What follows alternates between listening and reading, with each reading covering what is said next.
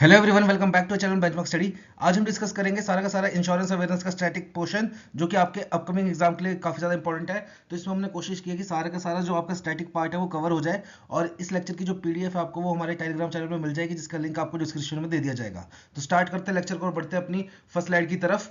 तो सबसे पहले बात करते हैं हम यहाँ पे लॉ ऑफ लार्ज नंबर्स की। ठीक है, तो लॉ ऑफ लार्ज नंबर क्या बोलते हैं समझ लो। देखो, जैसे कि मैं एक एक्सपेरिमेंट कंडक्ट करता हूँ, ठीक है, तो जाहिर सी बात है जब मैं एक्सपेरिमेंट कंडक्ट कर रहा हूँ ना, तो एक होती है इसकी थियोरेटिकल वैल्यूज, जो उसकी थ्योरी से निकाली होती है कि भाई अगर हम ऐसा ऐसा करेंगे तो इतनी वैल्यू आनी चाहिए। पर जब हम एक्सपेरिमेंट करते हैं तब वैल्यू कुछ और आती है। ठीक है, क्योंकि तब हम कर रहे होते हैं प्रैक्टिकल, और प्रैक्टिकल करते हैं तब वैल्यू कुछ और आती है। ठीक है, तो ये लॉ ऑफ लार्ज नंबर बोलता है कि आप जितनी ज्यादा बार एक्सपेरिमेंट को कंडक्ट करोगे ना, तो जो आपकी प्रैक्टिकल वैल्यू है वो उतना ज्यादा आपकी थ्योरेटिकल वैल्यू के क्लोज होती रहेगी। अब इसका क्या मतलब है, एग्जांपल से समझते हैं। देखो, जैसे समझ लो मैंने एक सिक्का उछाला, ठीक है, इतनी प्रोबेबिलिटी आपने देखो प्री निकाला, इतनी प्रोबेबिलिटी आपको आती होगी। मैंने एक सिक्का उछाला, ठीक है, तो मैंने एक कॉइन टॉस किया, तो हेड आने की प्रोबेबिलिटी कितनी है, 0.5। क्यों, 1/2 होता है, दो आउटकम्स है जिसमें से एक बारी आएगा हेड, तो 1/2। ठीक है, तो ये होगी हमारी थ्योरेटिकल वैल्यू। ठीक है, ये थ्योरेटिकल वैल्यू कि एक सिक्के को उछालने पे हेड आने की प्रोबेबिलिटी कितनी है, 0.5। वहीं अगर मैं एक सिक्के को 10 बार उछालता हूं, तो थ्योरी के हिसाब से कितना आना चाहिए, 0.5, यानी कि 5 बार हेड आना चाहिए। पर जरूरी थोड़ा है कि 10 बार उछालने पे 5 बार हेड ही आए। सपोज 4 बार हेड आया, 6 बार टेल आया, तो हेड आने की प्रोबेबिलिटी कितनी होगी, 0.4। क्यों, 4/10, 0.4। ठीक है, वही मैं सिक्के को समझ लो 100 बार उछाल रहा हूं। ठीक है, मैंने सिक्के को उछाला 100 बार, तो यहाँ पे प्रोबेबिलिटी कितनी होगी, समझ लो हेड आया मेरा कम से कम 41 टाइम्स, और टेल आया मेरा 59 टाइम्स, तो हेड आने की प्रोबेबिलिटी कितनी हुई, 0.41 पर। ठीक है, 0.41। वही अगर मैं सिक्के को समझ लो 10,000 बार उछाल रहा हूं, ठीक है, 10,000 बार उस सिक्के को मैं टॉस कर रहा हूं, और उसमें हेड आया सपोज 4,900 टाइम्स, और टेल आया 5,100 टाइम, तो यहाँ पे हेड आने की प्रोबेबिलिटी कितनी होगी, 0.49।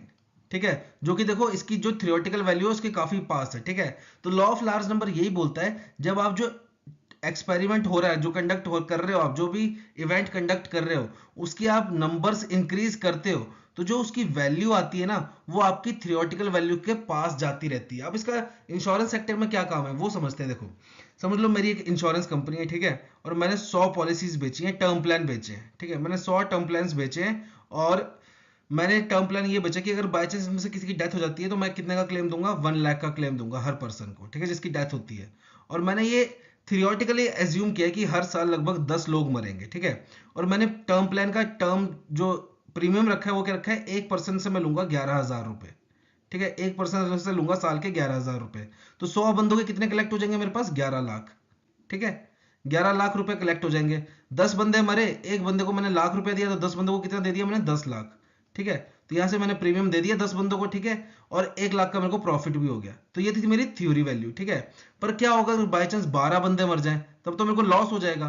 ठीक है, तो वहां आता है आपका law of large number applicable होता है। क्या, कि अब मैं ये पॉलिसी 100 पे ना रख के ज्यादा से ज्यादा लोगों पे बांटू, 1000 करूं इसकी संख्या, या 10,000 करूं, या 1 लाख लोगों को बांटू। उससे क्या होगा, जो मेरी रिजल्ट आएगा, ठीक है, जो मेरा रिजल्ट आएगा, जितने बंदे मरेंगे, वो मेरी थ्योरेटिकल वैल्यू के आसपास ही आएगा। क्यों, क्योंकि लॉ ऑफ लार्ज नंबर ये बोलता है कि अगर आप इवेंट्स को इंक्रीज करते हो, तो जो आपकी प्रैक्टिकल वैल्यू आती है वो आपकी थ्योरेटिकल वैल्यू के पास हो जाती है। ठीक है, तो ये था हमारा लॉ ऑफ लार्ज नंबर। अब बात करते हैं हम principle of utmost good faith. ठीक है, अब इसमें क्या होता है, गुड फेथ का मतलब ये है कि जब आप पॉलिसी खरीद रहे हो, ठीक है, तो जाहिर सी बात है दो पर्सन इन्वॉल्व होते हैं। एक जो पॉलिसी खरीद रहा है, ठीक है, जो बायर होता है पॉलिसी का। दूसरा इंश्योरेंस कंपनी जो सेल कर रही होती है।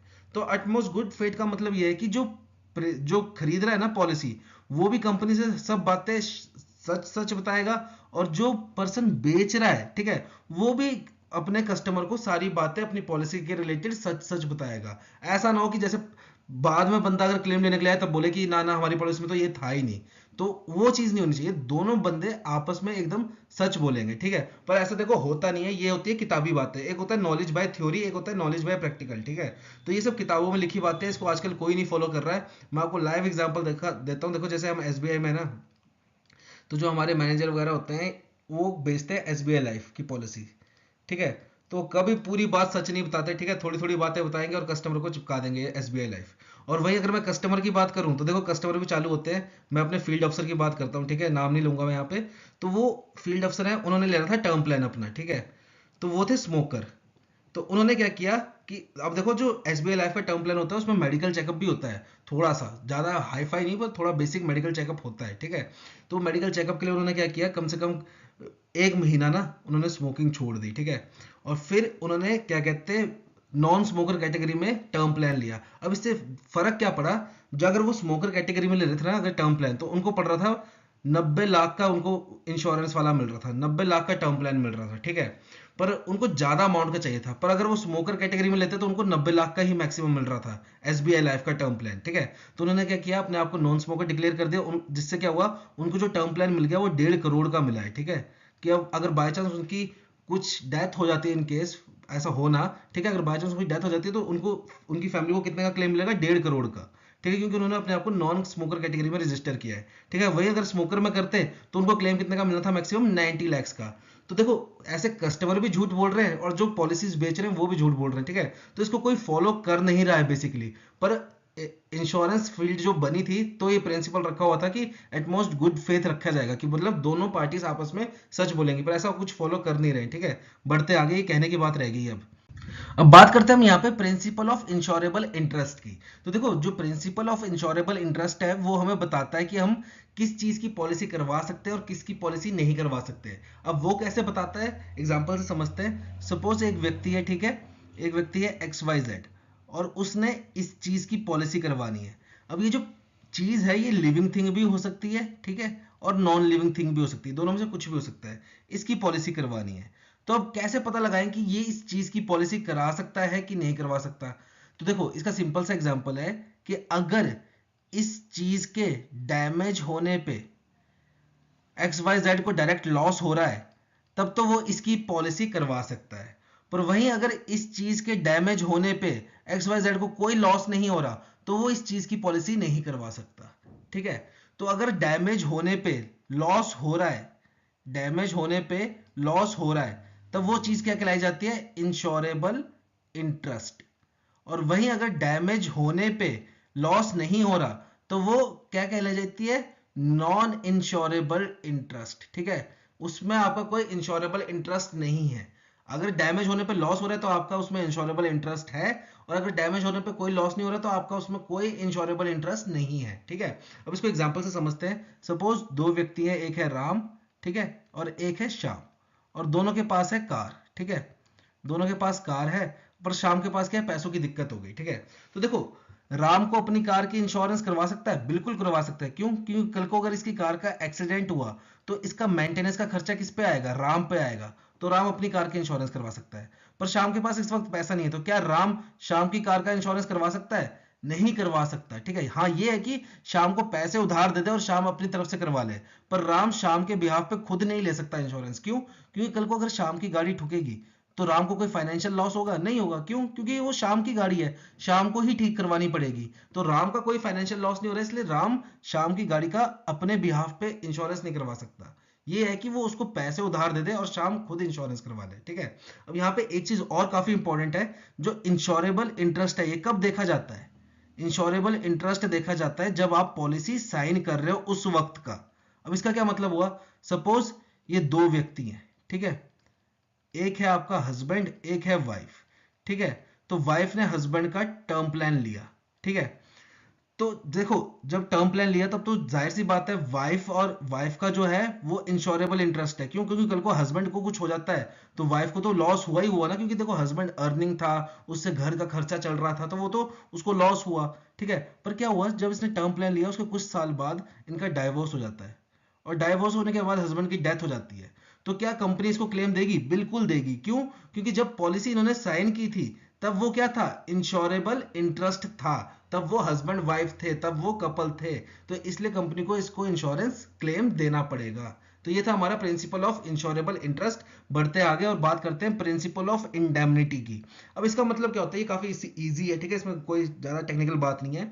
सपोज मेरी बाइक है, ठीक है, मेरी बाइक है और मेरी बाइक का इंश्योरेंस है 2 लाख का। 2 लाख का इंश्योरेंस है, मेरी क्लासिक 350 है, ठीक है, तो उसका इंश्योरेंस है 2 लाख का, ठीक है। कल को मेरी बाइक का एक्सीडेंट हो जाता है, ठीक है, एक्सीडेंट हो जाता है और हेडलाइट वगैरह टूट जाती है, सिर्फ हेडलाइट टूटती है, और हेडलाइट का खर्चा आता है समझो 30,000 रुपये, ठीक है। तो क्या मैं 2 लाख का इंश्योरेंस पूरा लूंगा? नहीं। प्रिंसिपल ऑफ इंडेमनिटी बोलता है जितने का आपका लॉस हुआ है आपको क्लेम उतने का ही मिलेगा, उससे ना ज्यादा ना उससे कम। ठीक है, जितने का आपका लॉस हुआ है उतने का आपको क्लेम मिलेगा। तो ये होता है प्रिंसिपल ऑफ इंडेमनिटी, मतलब कि जो आपका लॉस हुआ है, ठीक है, बस उसका क्लेम मिलेगा आपको। ठीक है, उससे ज्यादा का क्लेम नहीं मिलेगा। पर ये किस पे? प्रिंसिपल ऑफ इंडेमनिटी जो आपका लाइफ इंश्योरेंस होता है ना, उस पे अप्लाई नहीं होता। क्यों? क्योंकि अगर किसी पर्सन की डेथ हो गई तो आप उसमें कैलकुलेट नहीं कर सकते उसकी डेथ से कितना लॉस हुआ है, तब आपको पूरा क्लेम देना ही पड़ता है। ठीक है, तो प्रिंसिपल ऑफ इंडेमनिटी आपका लाइफ इंश्योरेंस पे काम नहीं करता, ये बात याद रखना। क्योंकि उसमें एक पर्सन की डेथ हो रही है, अब आपको नहीं पता कि एक घर के लिए उस व्यक्ति की कितनी जरूरत थी जिसकी डेथ हुई। समझ लो एक घर है, ठीक है, उसमें एक व्यक्ति था जिसने लाइफ इंश्योरेंस ले रखी है। अब वो सिंगल ओनर है उस घर का, ठीक है, वो अकेला ही उस घर में कमाता है। अब इसकी डेथ हो जाए तो आप उसकी कैलकुलेट नहीं कर सकते ना वैल्यूएशन की, उस घर ने कितना क्या खोया। ठीक है, तो उस केस में आपको क्या करना पड़ता है? आपको पूरा क्लेम सेटलमेंट करना पड़ता है, जितने की उसने पॉलिसी ले रखी होगी उतना पूरा पैसा देना पड़ेगा। वहां आप कैलकुलेट नहीं कर पाओगे। पर जैसे बाइक का एक्सीडेंट हुआ या कार का एक्सीडेंट हुआ या बिल्डिंग में आग लग गई, तब आप कैलकुलेट कर सकते हो कि आपका कितना फाइनेंशियल लॉस हुआ है, और उसके हिसाब से आप क्लेम की सेटलमेंट करोगे, ना कि जितने की इंश्योरेंस पॉलिसी थी उसके हिसाब से। ठीक है, तो ये था हमारा प्रिंसिपल ऑफ इंडेमनिटी। बढ़ते आगे और बात करते हैं हम यहाँ पे प्रिंसिपल ऑफ सब्रोगेशन की। तो देखो इसको एक एग्जांपल के साथ समझते हैं। अभी जैसे मैं देखो एसबीआई में वर्क कर रहा हूँ और मेरी पोस्टिंग है इस वक्त कांगड़ा में। ठीक है, तो सपोज कल को मेरी ट्रांसफर होते हुए मेरी पोस्टिंग हो जाती है कहीं, सपोज भटिंडा हो जाती है। ठीक है, क्योंकि अभी न्यूज में भी था मिलिट्री बेस पे इधर अटैक हुआ है, तो मेरे को एकदम से यही नाम आया। तो सोचो मेरी कल को पोस्टिंग हो जाती है भटिंडा में। ठीक है, और मेरे पास है फर्नीचर 4 लाख रुपए का, जिसकी मैंने इंश्योरेंस भी करा रखी है। ठीक है, जिसकी मैंने इंश्योरेंस भी करा रखी है। अब मेरे को ये फर्नीचर भी पूरा ट्रांसपोर्ट करना है भटिंडा को। ठीक है, मैं अपने साथ फर्नीचर लेके जाना चाहता हूँ, तो मैं सबसे पहले क्या करूंगा, एक कंपनी ढूंढूंगा ट्रांसपोर्ट वाली। सपोज कंपनी मिल गई मेरे को XYZ कंपनी मिल गई।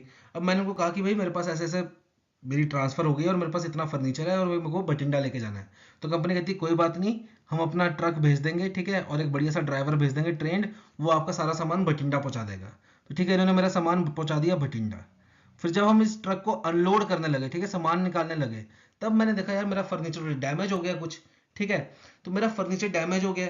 अब क्या है कि मैंने उसकी इंश्योरेंस करा रखी है, 4 लाख का फर्नीचर था तो मैंने उसकी इंश्योरेंस करा रखी थी। तो मेरे को कितना पैसा मिलेगा वापस? तो यहाँ पे क्या अप्लाई होगा? आपका प्रिंसिपल ऑफ इंडेमनिटी। पहले वो असेस करेंगे कि भाई आपको नुकसान कितने का हुआ, आपका कितने का फर्नीचर टूटा है।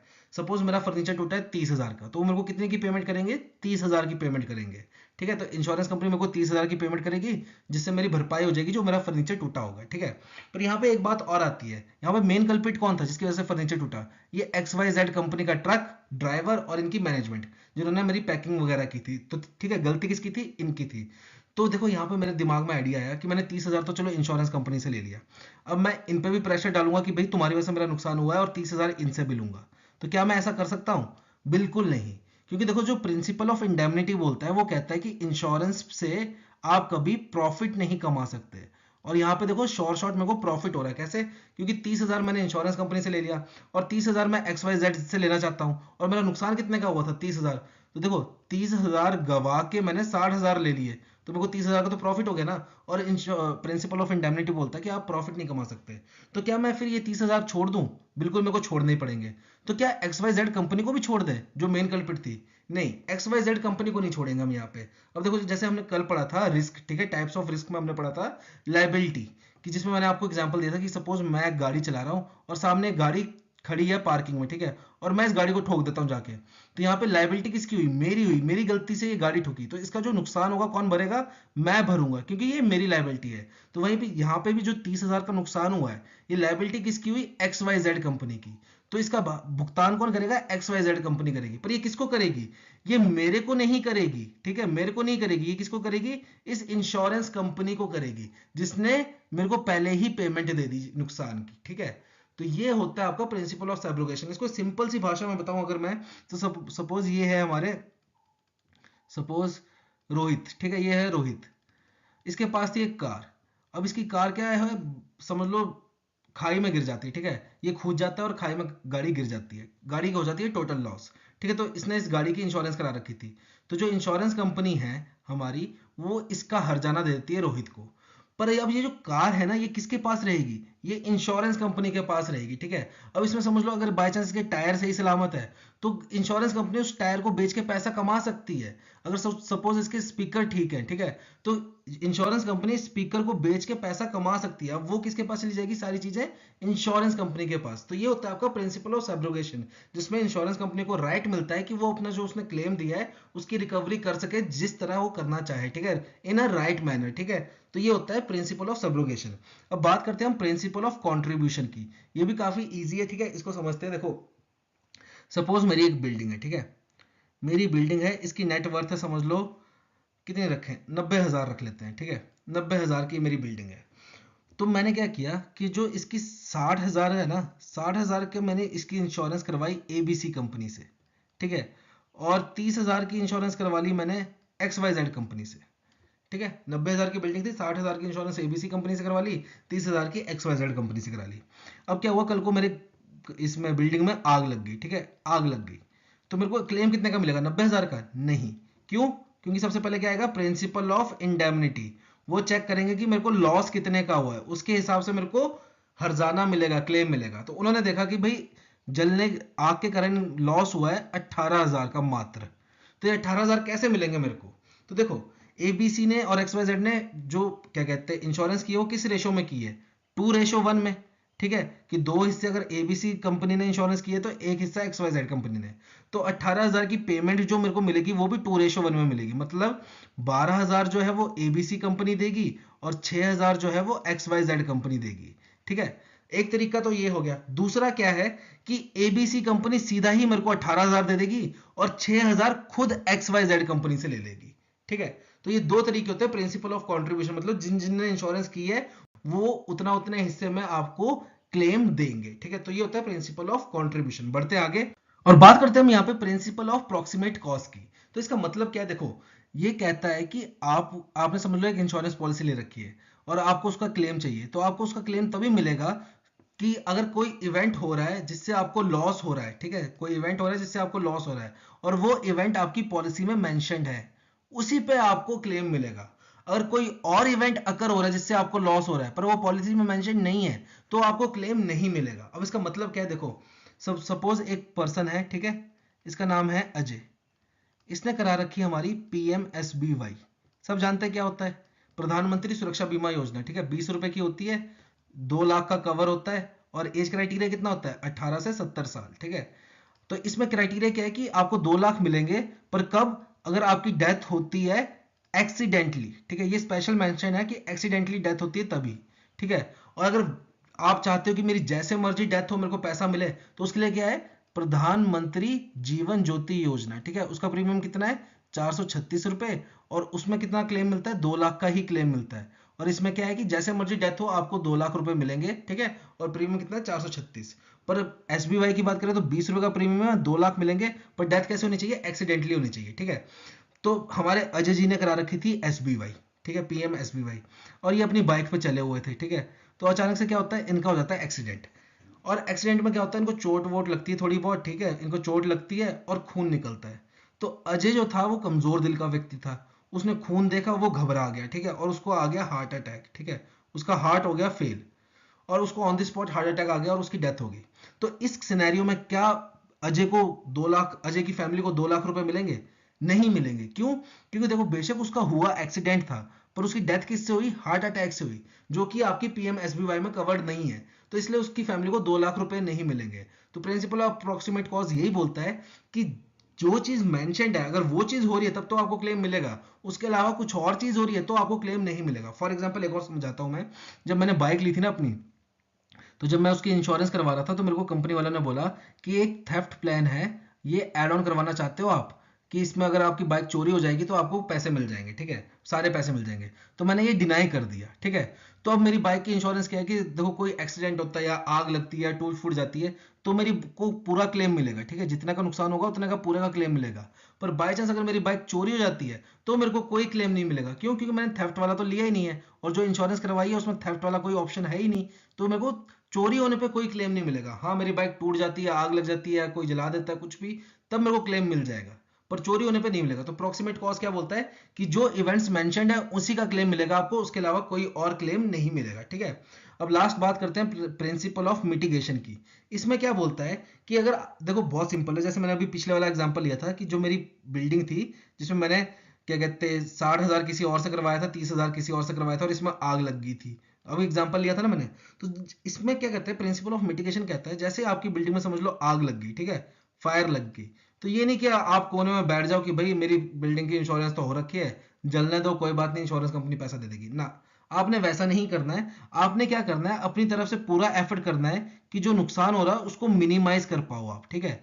चाहे वो आप पानी फेंको, मिट्टी फेंको या फायर ब्रिगेड को कॉल करो, ठीक है, कि आपने अपनी तरफ से पूरा एफर्ट करना है कि जो लॉस हो उसको कम से कम कर पाऊं, मैं मिनिमाइज कर पाऊं लॉस को। तो ये बोलता है हमारा प्रिंसिपल ऑफ मिटिगेशंस। तो ये थे हमारे सारे प्रिंसिपल्स जिसपे हमारी इंश्योरेंस सेक्टर काम करती है। पहले समझेंगे रिस्क होता क्या है।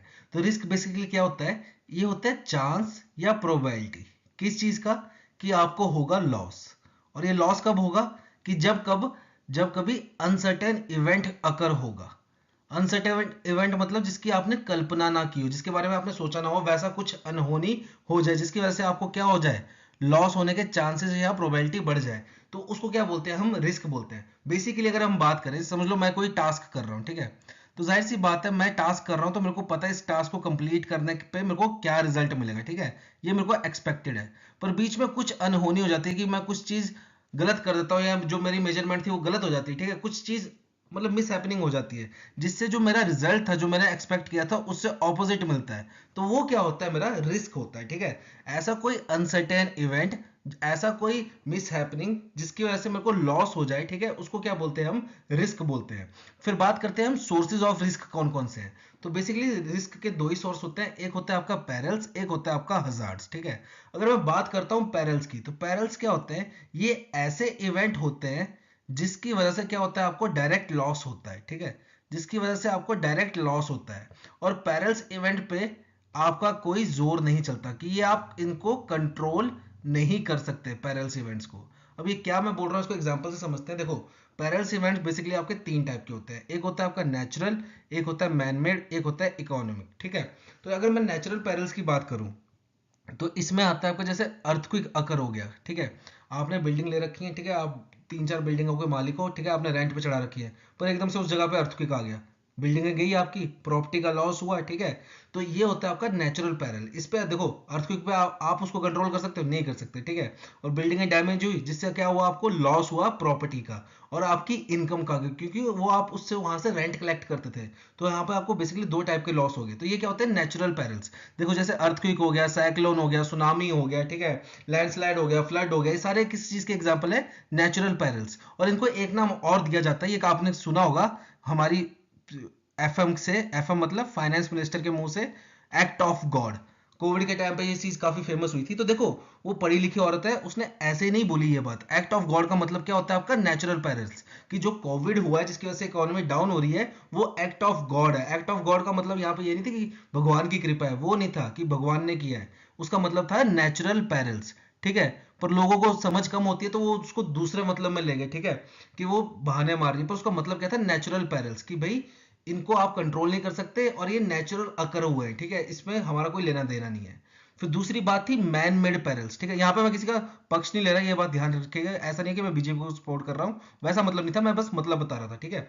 फिर दूसरी बात मैन मेड पेरल्स, ठीक है। तो मैन मेड पेरल्स कैसे होते हैं, जैसे कि सोचो आपकी गाड़ी की चोरी हो गई, ठीक है, इसमें आपकी क्या गलती है, आप उसको कंट्रोल कर सकते हो, नहीं कर सकते, ठीक है। हाँ ये है कि आप सीसीटीवी लगा सकते हो घर के बाहर, पर आप उसको कंट्रोल थोड़ा कर सकते हो, और 24 घंटे निगरानी तो दे नहीं सकते, तो आपकी गाड़ी चोरी हो जाती है समझ लो, ठीक है। तो वो एक मैन मेड पैरल है। फिर कोई टेररिस्ट बम फोड़ देते हैं, ठीक है, तो वो मैन मेड पैरल्स है।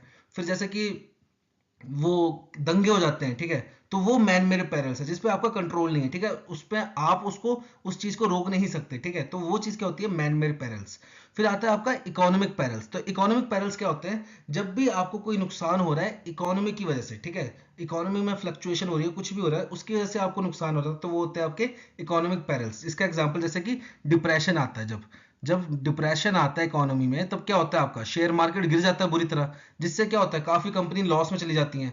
लॉस में चली जाती है, उससे क्या होता है, कंपनी काफी लोगों को कंपनी से बाहर भी निकाल देती हैं, ठीक है, उनको फायर कर देती हैं, जिससे क्या होता है, अनएम्प्लॉयमेंट इंक्रीज हो जाती है। उसकी वजह से क्या होता है, देखो जो पर्सन एम्प्लॉयड होगा और उसकी नौकरी चली जाए तो उससे उस पर्सन को क्या लॉस हो रहा है, उसको इनकम का लॉस हो रहा है, ठीक है।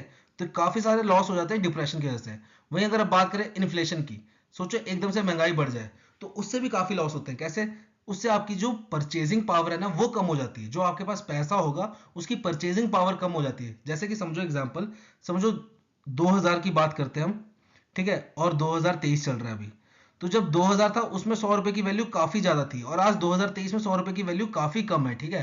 देखो आज अगर आप 1 लीटर दूध लेने जाओ तो वही 70-75 रुपए का पड़ रहा है, ठीक है। और 2000 में वही 1 लीटर दूध करीबन 15 से 20 रुपए का आ जाता था, ठीक है। तो देखो कितना फर्क है 100 रुपए में, ठीक है।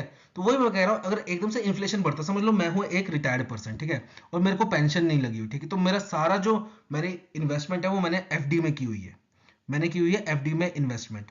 और मेरा मकसद क्या है कि हर साल मैं एफडी में जो, जैसे समझ लो मेरी 50 लाख की एफडी है, ठीक है, और 6% के हिसाब से मेरे को 3 लाख इंटरेस्ट मिल रहा है इसका, 6 5 30, ठीक है, 3 लाख इंटरेस्ट मिल रहा है। तो मैं हर साल बैंक जाता हूँ, ये 3 लाख का इंटरेस्ट निकालता हूँ, 50 लाख की एफडी को वापस रिन्यू कर देता हूँ, और इस 3 लाख से मैं अपने घर का खर्चा चला रहा हूँ। पर एकदम से इन्फ्लेशन आ जाती है, ठीक है, एकदम से महंगाई बढ़ जाती है, तो जो ये 3 लाख रुपए जिससे मैं पूरा साल का खर्चा निकाल रहा था ये मेरे को कम पड़ेंगे। क्यों?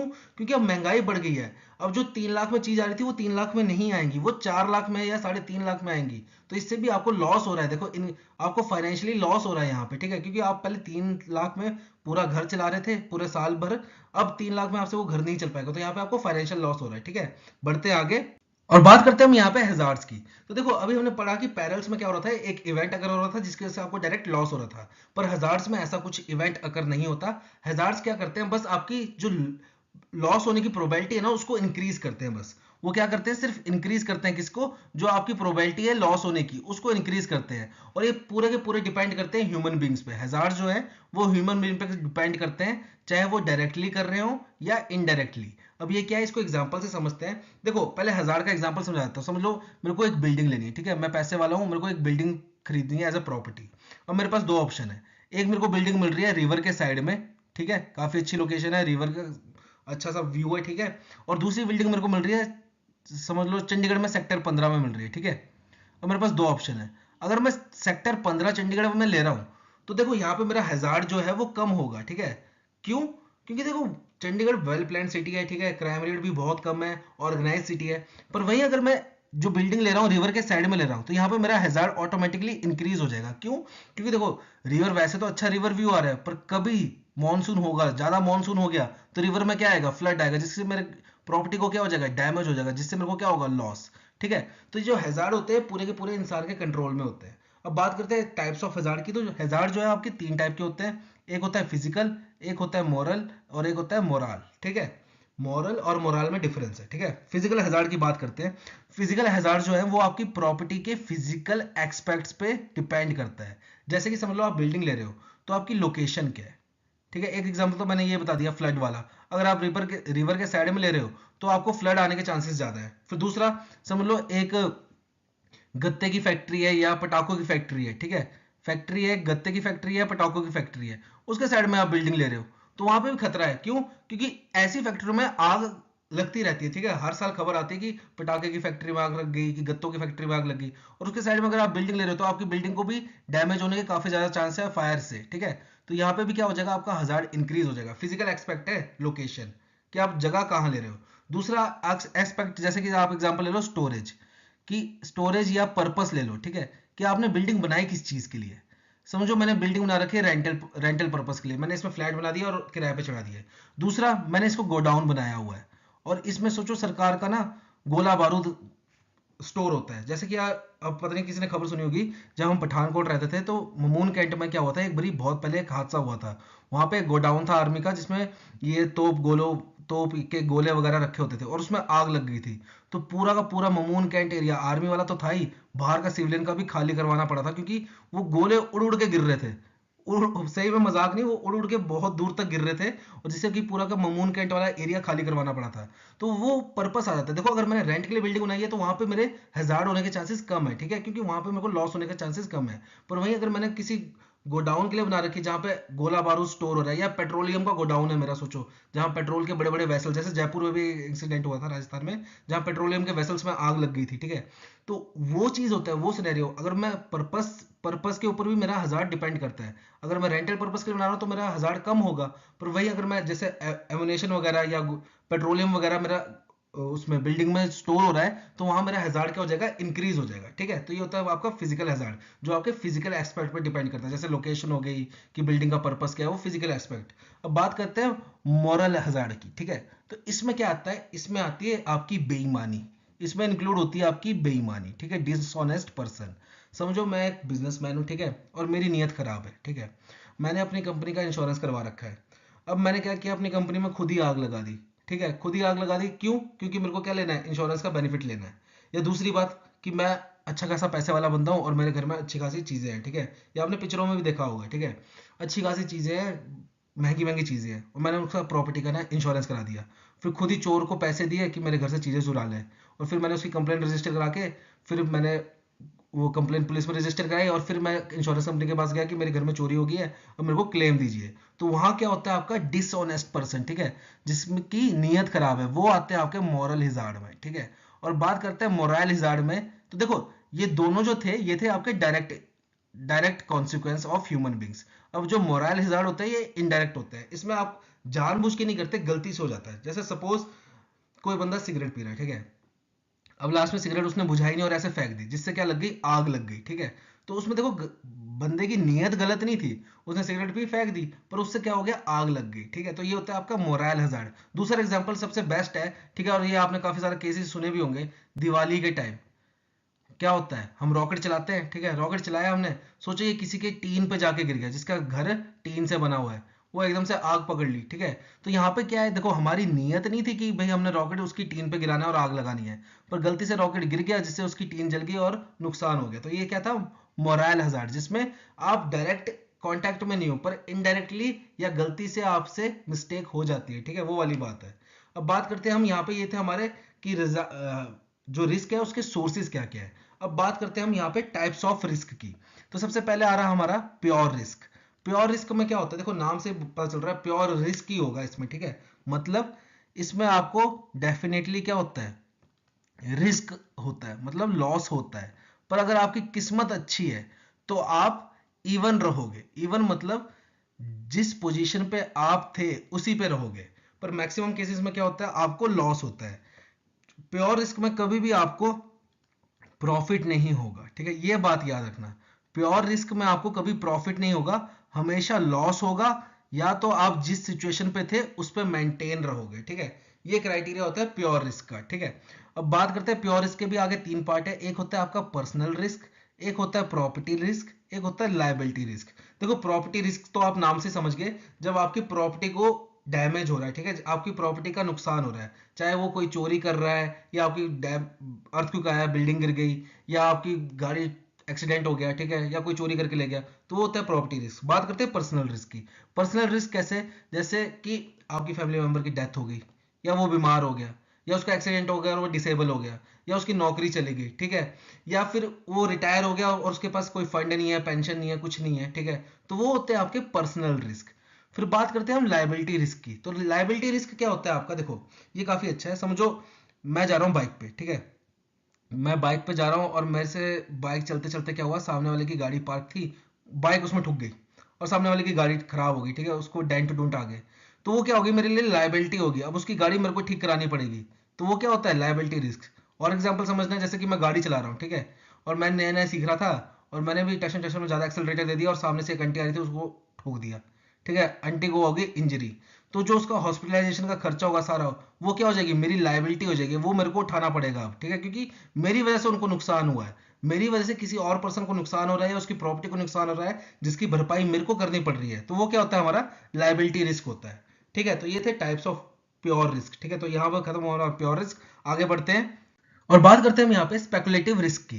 तो देखो स्पेकुलेटिव रिस्क में क्या होता है, जब आपका इवेंट अकर होगा ना, अनसर्टेन इवेंट, उसके बाद आपका आउटकम जो होगा वो क्या होगा, या तो आपको प्रॉफिट होगा, या लॉस होगा, या आप सेम सिचुएशन पे रहोगे। तो देखो प्योर में क्या था, प्योर रिस्क में क्या था, हमें लॉस हो रहा था या हम सेम सिचुएशन में थे।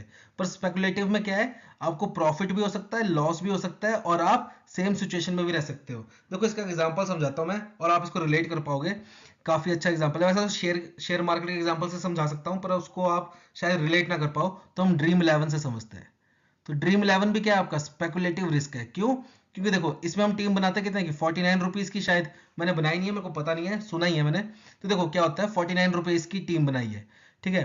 अगर आपकी टीम काफी अच्छा परफॉर्म करेगी तो आपको काफी ज्यादा रिवॉर्ड मिलेगा, तब आपको क्या हो जाएगा, प्रॉफिट हो जाएगा। वहीं आपकी टीम ने अगर एवरेज परफॉर्म किया तो आपने जितने लगाए शायद उतने पैसे वापस मिल जाते हैं, ठीक है। तब उस टाइम पे क्या होगा, आप सेम सिचुएशन में होंगे, ठीक है, 49 लगाए थे, 49 मिल गए। और अगर आपकी टीम ने काफी ज्यादा पुअर परफॉर्म किया, तब क्या होता है, जितने लगाए उतने भी नहीं, कुछ भी नहीं मिलता है, ठीक है, 0 रुपए मिलते हैं। तब क्या हो जाएगा, आपको लॉस हो जाएगा। तो स्पेकुलेटिव रिस्क में क्या होता है, आप प्रॉफिट भी ले सकते हो, सेम सिचुएशन पे भी रह सकते हो, और लॉस में भी रह सकते हो। जैसे आप शेयर खरीदते हो किसी कंपनी का, ठीक है, अगर शेयर की वैल्यू बढ़ गई तो आप प्रॉफिट में चले गए, शेयर की वैल्यू घट गई तो आप लॉस में चले गए, और शेयर अगर उतने पे ही रहा और आपने बेच दिया तो आप सेम सिचुएशन में रहे, जितने पहले थे उतने पे अब हो, ठीक है। तो ये होता है हमारा स्पेकुलेटिव रिस्क, और ये इंश्योरेबल नहीं होता है, ठीक है, ऐसे रिस्क की इंश्योरेंस नहीं होती। वही प्योर रिस्क जो था उसकी इंश्योरेंस होती है, ठीक है। अब बात करते हैं हम फाइनेंशियल रिस्क या नॉन फाइनेंशियल रिस्क की। तो देखो इधर नाम से पता चल रहा है, फाइनेंशियल रिस्क में क्या होगा, फाइनेंस से रिलेटेड कुछ बात होगी, और नॉन फाइनेंशियल में क्या होगा, फाइनेंस के रिलेटेड कोई बात नहीं होगी, ठीक है। तो फाइनेंशियल रिस्क में क्या होता है, जो आपका लॉस अकर होता है ना, उसकी आप वैल्यू निकाल सकते हो इन टर्म ऑफ मनी, पैसों के रूप में उसकी वैल्यू आप निकाल सकते हो। अब इस बात का क्या मतलब हुआ, समझ लो मेरा एक गोडाउन है, ठीक है, गड़ा इलेक्ट्रॉनिक्स वाला गोडाउन है, ठीक है, समझ लो। अब उसमें क्या होती है, गड़ा इलेक्ट्रॉनिक्स वाले गोडाउन में आग लग जाती है, वो सारे फ्रिज टीवी जल जाते हैं। तो अब जो जेठालाल आएगा सुबह, वो एस्टिमेट तो लगा सकता है ना कि भाई मेरा जो गोडाउन की बिल्डिंग थी उसका इतना कॉस्ट थी, फिर जो अंदर मटेरियल था उसकी इतनी कॉस्ट थी, तो टोटल मेरे को लॉस कितने का हुआ, वो कैलकुलेट कर सकता है ना इन दी एंड कि मेरे को टोटल लॉस कितने का हो रहा है। तो ये ऐसे रिस्क को क्या बोलते हैं, हम फाइनेंशियल रिस्क बोलते हैं, ठीक है। और वहीं अगर नॉन फाइनेंशियल रिस्क की बात करूं, इसमें जो लॉस होता है उसको आप मेजर नहीं कर सकते पैसों के रूप में। फॉर एग्जाम्पल समझते हैं हम, अब देखो इसका एग्जाम्पल थोड़ा मैं सिंपल भाषा में समझा रहा था कि आप समझ पाओ, ठीक है। मैंने एक फोन लिया, आईफोन, ठीक है, और एक फोन ले लिया मैंने, समझ लो लावा। अब दोनों से मैंने सिंपल सी भाषा से मैं समझा रहा था कि आप समझ पाओ, ठीक है। अब मैंने इससे खींची फोटो, ठीक है, इससे फोटो खींची, इससे फोटो खींची। अब आप बताओ दोनों फोटो में डिफरेंस होगा कि नहीं होगा, बिल्कुल होगा। आईफोन वाली फोटो काफी ज्यादा अच्छी होगी और लावा वाली ऐसी नॉर्मल सी फोटो होगी, ठीक है। अब देखो जो लावा वाला ओनर है उसको नुकसान हुआ किस चीज का, कि उसकी फोटो उतनी अच्छी नहीं आई जितनी आईफोन वाली आई। पर क्या आप इस नुकसान को, इसकी वैल्यू निकाल सकते हो कि भाई इसकी फोटो खराब आई तो उसको कितने का नुकसान हो गया, पैसों के रूप में इसकी इवेल्युएशन कर सकते हो, नहीं कर सकते ना। हाँ फोटो अच्छी आई नहीं आई ये चीज आप बता सकते हो, पर उसको पैसों के रूप में कितने का नुकसान होगा वो नहीं आप जज कर पाओगे। तो वैसे रिस्क को क्या बोलते हैं हम, नॉन फाइनेंशियल रिस्क, ठीक है। फिर बात करते हैं हम पर्टिकुलर और फंडामेंटल रिस्क की। तो देखो ये सिंपल से भाषा है, देखो फंडामेंटल और पर्टिकुलर रिस्क में क्या फर्क है। बस पर्टिकुलर रिस्क में क्या होता है, ये डिपेंड करते हैं आपके, या तो ये इफेक्ट करेंगे, जो पर्टिकुलर रिस्क है ये इफेक्ट करता है या तो फिर इंडिविजुअल को या 2 या 3 पर्सन्स को, ठीक है। पर जो फंडामेंटल रिस्क होता है ये लार्जर पॉपुलेशन को इफेक्ट करता है। फॉर एग्जाम्पल मैं बाइक चला रहा हूं, ठीक है, मेरी बाइक का एक्सीडेंट हो गया, मेरे को चोट लग गई, तो यहाँ पे लॉस किसका होगा, सिर्फ मेरा होगा, ठीक है। और ज्यादा से ज्यादा अगर मैंने सामने किसी दूसरे बाइक वाले को ठोक दिया तो उसका लॉस होगा। पर वही समझ लो एक ट्रेन जा रही है, ठीक है, भरी हुई पैसेंजर से, और वो पटरी से पलट जाती है, तो वहां पे कितने सारे लोगों का लॉस होगा, ठीक है, लार्जर पॉपुलेशन का लॉस हुआ ना। तो वो क्या होता है आपका फंडामेंटल रिस्क, जहां पे जो जिनको लॉस होता है वो उनकी संख्या ज्यादा होती है, ठीक है, वो लार्ज पॉपुलेशन होते हैं, लार्ज नंबर ऑफ पीपल्स होते हैं, जिसमें पॉपुलेशन ज्यादा होती है, जहां ज्यादा लोगों का नुकसान हो रहा है वो क्या होगा हमारा फंडामेंटल रिस्क। जहां इंडिविजुअल का हो रहा है या सम इंडिविजुअल यानी कि 2 3 4 लोगों का हो रहा है, वो क्या रिस्क होंगे हमारे पर्टिकुलर रिस्क, ठीक है। बढ़ते हैं आगे और बात करते हैं हम यहाँ स्टैटिक रिस्क और डायनेमिक रिस्क की। तो देखो जो स्टैटिक रिस्क है इसमें क्या होता है, सब चीज स्टैटिक रहती है, मतलब कि जो आपकी बिजनेस एनवायरनमेंट है, ठीक है, जैसे कि आपकी गवर्नमेंट पॉलिसीज हो गई टैक्स को लेके, या आपकी कंट्री की इकोनॉमी हो गई, या शेयर मार्केट फ्लक्चुएशन हो गया, वो कुछ भी नहीं हो रहा, सब कुछ कांस्टेंट है, जैसे का था वैसा ही रह रहा है, ठीक है। पर फिर भी आपको लॉस हो रहा है, क्यों? क्योंकि यहाँ पे कोई ना कोई ह्यूमन मिस्टेक हुई है। जैसे कि समझ लो मैं बिजनेसमैन हूँ और सरकार ने कोई पॉलिसीज चेंज नहीं की, इकोनॉमी भी बढ़िया चल रही है, शेयर मार्केट भी बढ़िया चल रहा है, पर मेरे को लॉस हो रहा है, क्यों? क्योंकि कोई मेरा पैसा लेके भाग गया, या किसी ने मेरी कंपनी में आग लगा दी। समझ लो मेरी बिजनेस कंपनी है और मैं एक XYZ कंपनी के साथ डील करने वाला था, और किसी ने इस डील का भेद मेरी ऑपोजिट कंपनी को दे दिया और उस ऑपोजिट कंपनी ने इनके साथ डील कर ली, तो यहाँ मेरी डील चली गई, तो फिर मेरे को लॉस हो गया। तो ये सारे लॉस किसकी वजह से हो रहे हैं? ह्यूमन मिस्टेक्स की वजह से। जहां आपका जो इन्वायरमेंट है वो स्टैटिक है, ठीक है, उसमें कोई फेरबदल नहीं हो रहा, पर किसी इंसान की वजह से आपको लॉस हो जा रहा है, तो वो क्या होता है? आपका स्टैटिक रिस्क। वहीं अगर मैं डायनेमिक रिस्क की बात करूं, तो यहाँ आपकी सराउंडिंग्स, इकोनॉमी में चेंजेस आएंगे। जैसे कि समझ लो मैं बिजनेसमैन हूँ, ठीक है, और सरकार ने क्या किया, इस बारी कॉर्पोरेट टैक्स जो था, ठीक है, इस बारी कॉर्पोरेट टैक्स जो था वो 20% इंक्रीज कर दिया एकदम से, ठीक है। ये मैं हाइपोथेटिकल नंबर बोल रहा हूँ, ठीक है, ऐसे ही समझाने के लिए कि कॉर्पोरेट टैक्स जो बिजनेसमैन पे लगता है उसको 20% इंक्रीज कर दिया। वैसे तो डिक्रीज ही किया बजट में, पर मैं ऐसे बता रहा हूँ आपको, समझ लो इंक्रीज कर दिया।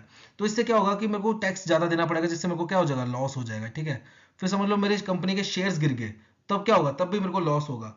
जहां पे आपको सराउंडिंग्स की वजह से लॉस हो रहा है, वो क्या चीज होगी? आपकी डायनेमिक रिस्क होगी, ठीक है। और वहीं अगर कहीं आपको सराउंडिंग की वजह से रिस्क नहीं आ रहा, बस ह्यूमन मिस्टेक्स की वजह से रिस्क आ रहा है, तो वो क्या होगा? आपका स्टैटिक रिस्क, ठीक है। तो ये था हमारे टाइप्स ऑफ रिस्क। अब बात करते हैं, अब इतना रिस्क पढ़ लिया तो इनको हैंडल कैसे करना है, ठीक है।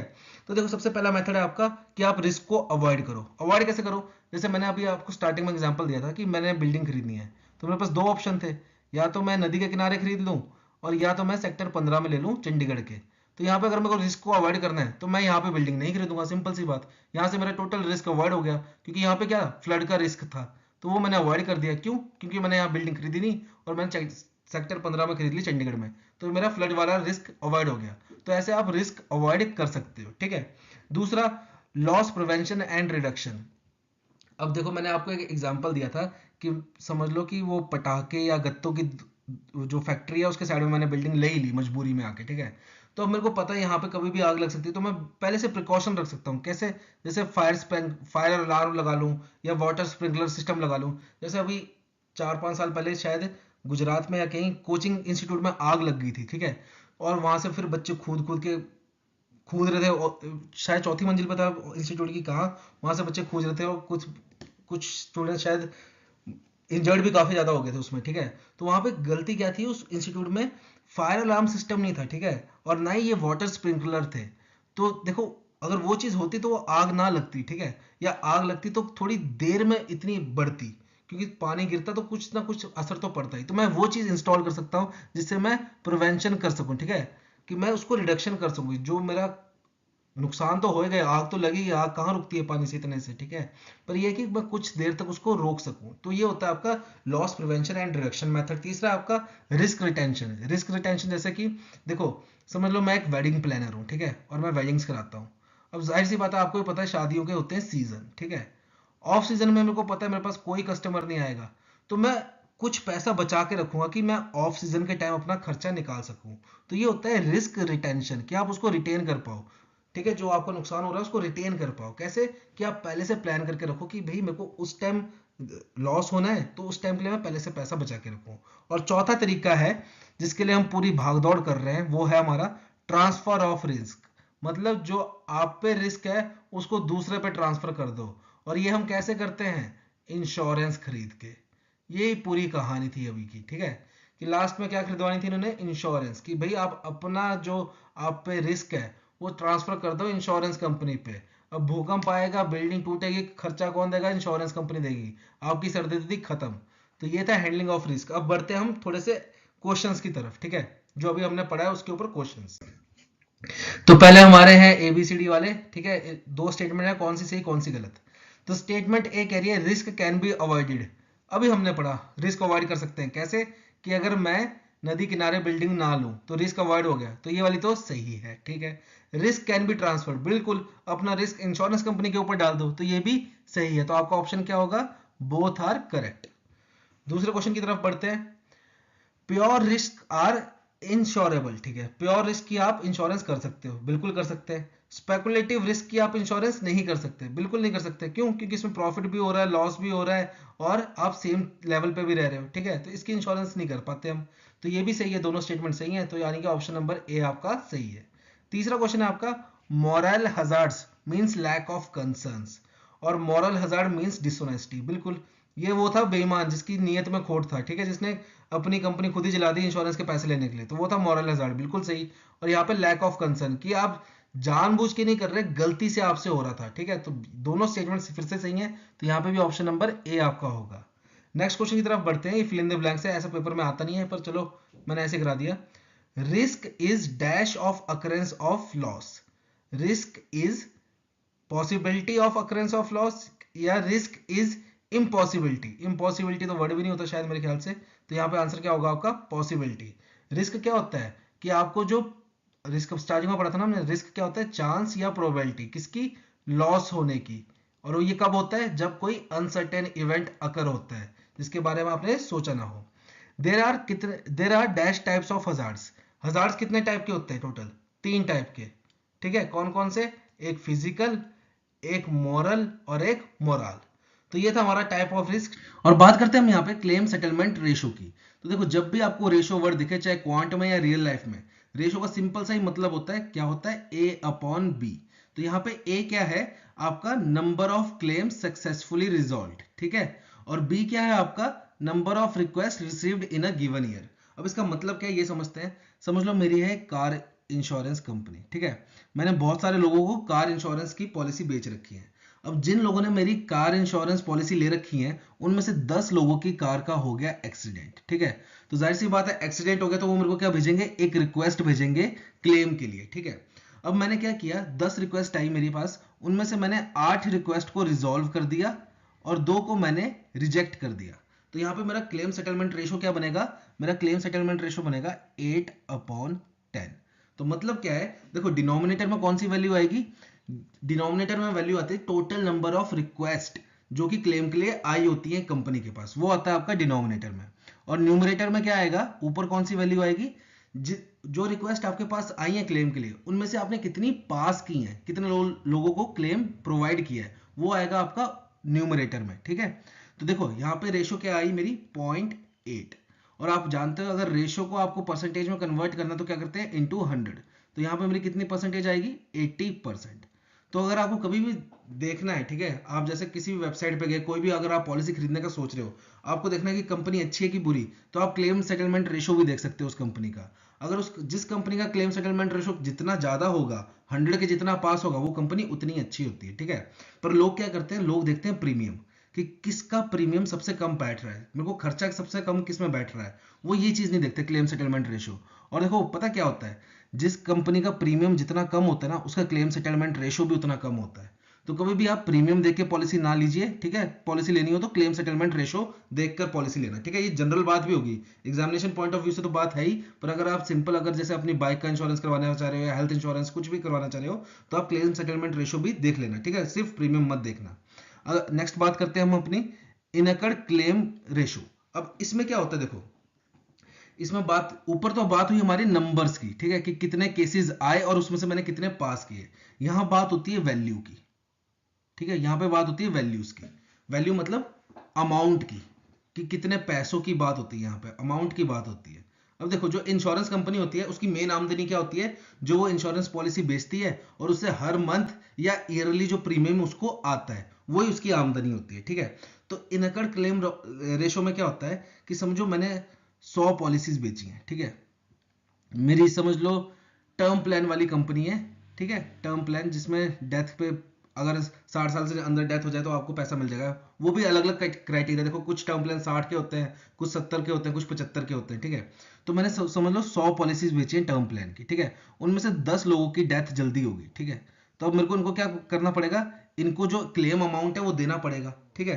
तो इनकर्ड क्लेम रेशो क्या होती है आपकी, जो आप क्लेम का अमाउंट पे करते हो, ठीक है, क्लेम अमाउंट पे करते हो, ठीक है, डिवाइडेड बाय टोटल प्रीमियम जितना आपको आ रहा है। मैंने टोटल 100 पॉलिसीज बेची थी ना, इन 100 में से मेरे को जितना पैसा हर मंथ या ईयरली जो प्रीमियम आ रहा है वो डिवाइड में जाएगा, और ऊपर क्या आएगा, जैसे 10 लोगों की डेथ हुई तो इनको मैंने कितना पैसा दिया वो आएगा ऊपर, ठीक है। तो जो आप क्लेम देते हो वो आता है ऊपर, और जो आप टोटल प्रीमियम अर्न कर रहे हो वो आएगा डिनोमिनेटर में, ठीक है। तो ये बनता है हमारा इनकर्ड क्लेम रेशो, और परसेंटेज में कन्वर्ट करना होगा तो इनटू 100। तो देखो अगर एक कंपनी को प्रॉफिट कमाना है ना, तो उसका क्राइटेरिया क्या होना चाहिए, जो उसका इनकर्ड क्लेम रेशो हो ना, वो 100% से हमेशा नीचे हो, ठीक है। अगर 100% होगा तो मतलब क्या हुआ, जितना वो प्रीमियम कमा रही है उतना ही क्लेम दे रही है, ठीक है, तभी 100% होगा। और अगर 100% से ज्यादा होगा तो मतलब क्लेम ज्यादा दे रही है और प्रीमियम कम मिल रहा है, तो उसको क्या हो जाएगा, सीधा सीधा लॉस हो जाएगा। तो अगर उसको प्रॉफिट कमाना है तो जाहिर सी बात है उसका जो इनकर्ड क्लेम रेशो होना चाहिए वो 100 से कम होना चाहिए। ठीक है, तो ये था हमारा इनकर्ड क्लेम रेशो। बढ़ते हैं आगे और बात करते हैं हम यहाँ पे कंबाइंड रेशो की। तो देखो कंबाइंड रेशो कुछ नहीं होता, ये होता है आपका आईसीआर प्लस एक्सपेंसेस। अब देखो आईसीआर अभी हमने पढ़ा था, क्या होता है हमारा इनकर्ड क्लेम रेशो। इसमें क्या था हमारा, टोटल क्लेम जो आपने सेटल किए कितने अमाउंट के, ठीक है, अपॉन टोटल प्रीमियम रिसीव्ड, ये था हमारा आईसीआर। अब यहाँ पे क्या होगा, अगर आपको कंबाइंड रेशो निकालना है तो यहाँ पे एक चीज ऐड हो जाएगी, एक्सपेंस। अब एक्सपेंस किस चीज का होता है, देखो ऑपरेशनल कॉस्ट का भी एक्सपेंस होता है जो आप कंपनी चला रहे हो इतनी बड़ी। फिर फॉर एग्जांपल समझ लो जैसा कि कोई कार एक्सीडेंट का क्लेम आया आपके पास, तो आप एक एजेंट भेजोगे वेरीफाई करने के लिए कि भाई वो जेन्युइन बात कर भी रहा है कि नहीं, कि कहीं खुद से ही तो नहीं एक्सीडेंट किया हुआ, जबरदस्ती गाड़ी तोड़ी हुई। तो वो सबके लिए खर्चा आता है, ठीक है, क्योंकि आपको एजेंट को भी पैसे देने पड़ेंगे उसको। तो वो सब मिला के जो रेशो बनती है उसको बोलते हैं कंबाइंड रेशो। मतलब जो क्लेम आप सेटल कर रहे हो वो तो काउंट होएगा ही, पर इसमें एक चीज और काउंट होगी, जो आपकी कंपनी का एक्सपेंस है वो भी काउंट होएगा अपॉन टोटल प्रीमियम। तो ये बनता है आपका कंबाइंड रेशो, और इसकी वैल्यू भी क्या होनी चाहिए, 100% से कम होनी चाहिए, तभी आपकी कंपनी जो होगी वो प्रॉफिटेबल होगी। अगर 100 से ज्यादा होगी तो आपकी कंपनी क्या होगी, लॉस मेकिंग कंपनी होगी। फिर वो कंपनी क्या करती है, प्रॉफिट कमाने के लिए क्या करती है, जो उनके पास टोटल रिक्वेस्ट आती है ना क्लेम्स की, उनको जबरदस्ती रिजेक्ट करने लग पड़ती है, कोई ना कोई क्लॉज डाल देगी ताकि उनको जो क्लेम सेटल अमाउंट है ना, ये चीज उनकी कम हो जाए। अगर ये चीज कम हो जाएगी, अगर किसी चीज का न्यूमरेटर कम होगा, तो जाहिर सी बात है वो उसकी वैल्यू जो है वो कम हो जाएगी, रेशियो जो है वो कम हो जाएगी। ठीक है, और ये वैल्यू 100 से नीचे आ जाएगी। ये बात समझो आप, मैथ्स के इतने तो स्टूडेंट हो ही आप। देखो अगर a अपॉन बी की वैल्यू समझ लो है 100, और मेरे को ये वैल्यू जो है 100 से कम करनी है, तो क्या करना पड़ेगा, या तो डिनोमिनेटर की वैल्यू इंक्रीज करनी पड़ेगी, या तो न्यूमरेटर की वैल्यू डिक्रीज करनी पड़ेगी, तभी ये 100 से नीचे होएगा। ठीक है, तो इस केस में क्या करेगी, वो क्लेम अमाउंट जो है, ठीक है, जो उसका पैसा जा रहा है क्लेम सेटलमेंट में, उसको कम कर देगी। और वो कम कैसे करेगी, जो इसके पास रिक्वेस्ट आ रही है क्लेम्स की उनको रिजेक्ट करना स्टार्ट कर देगी।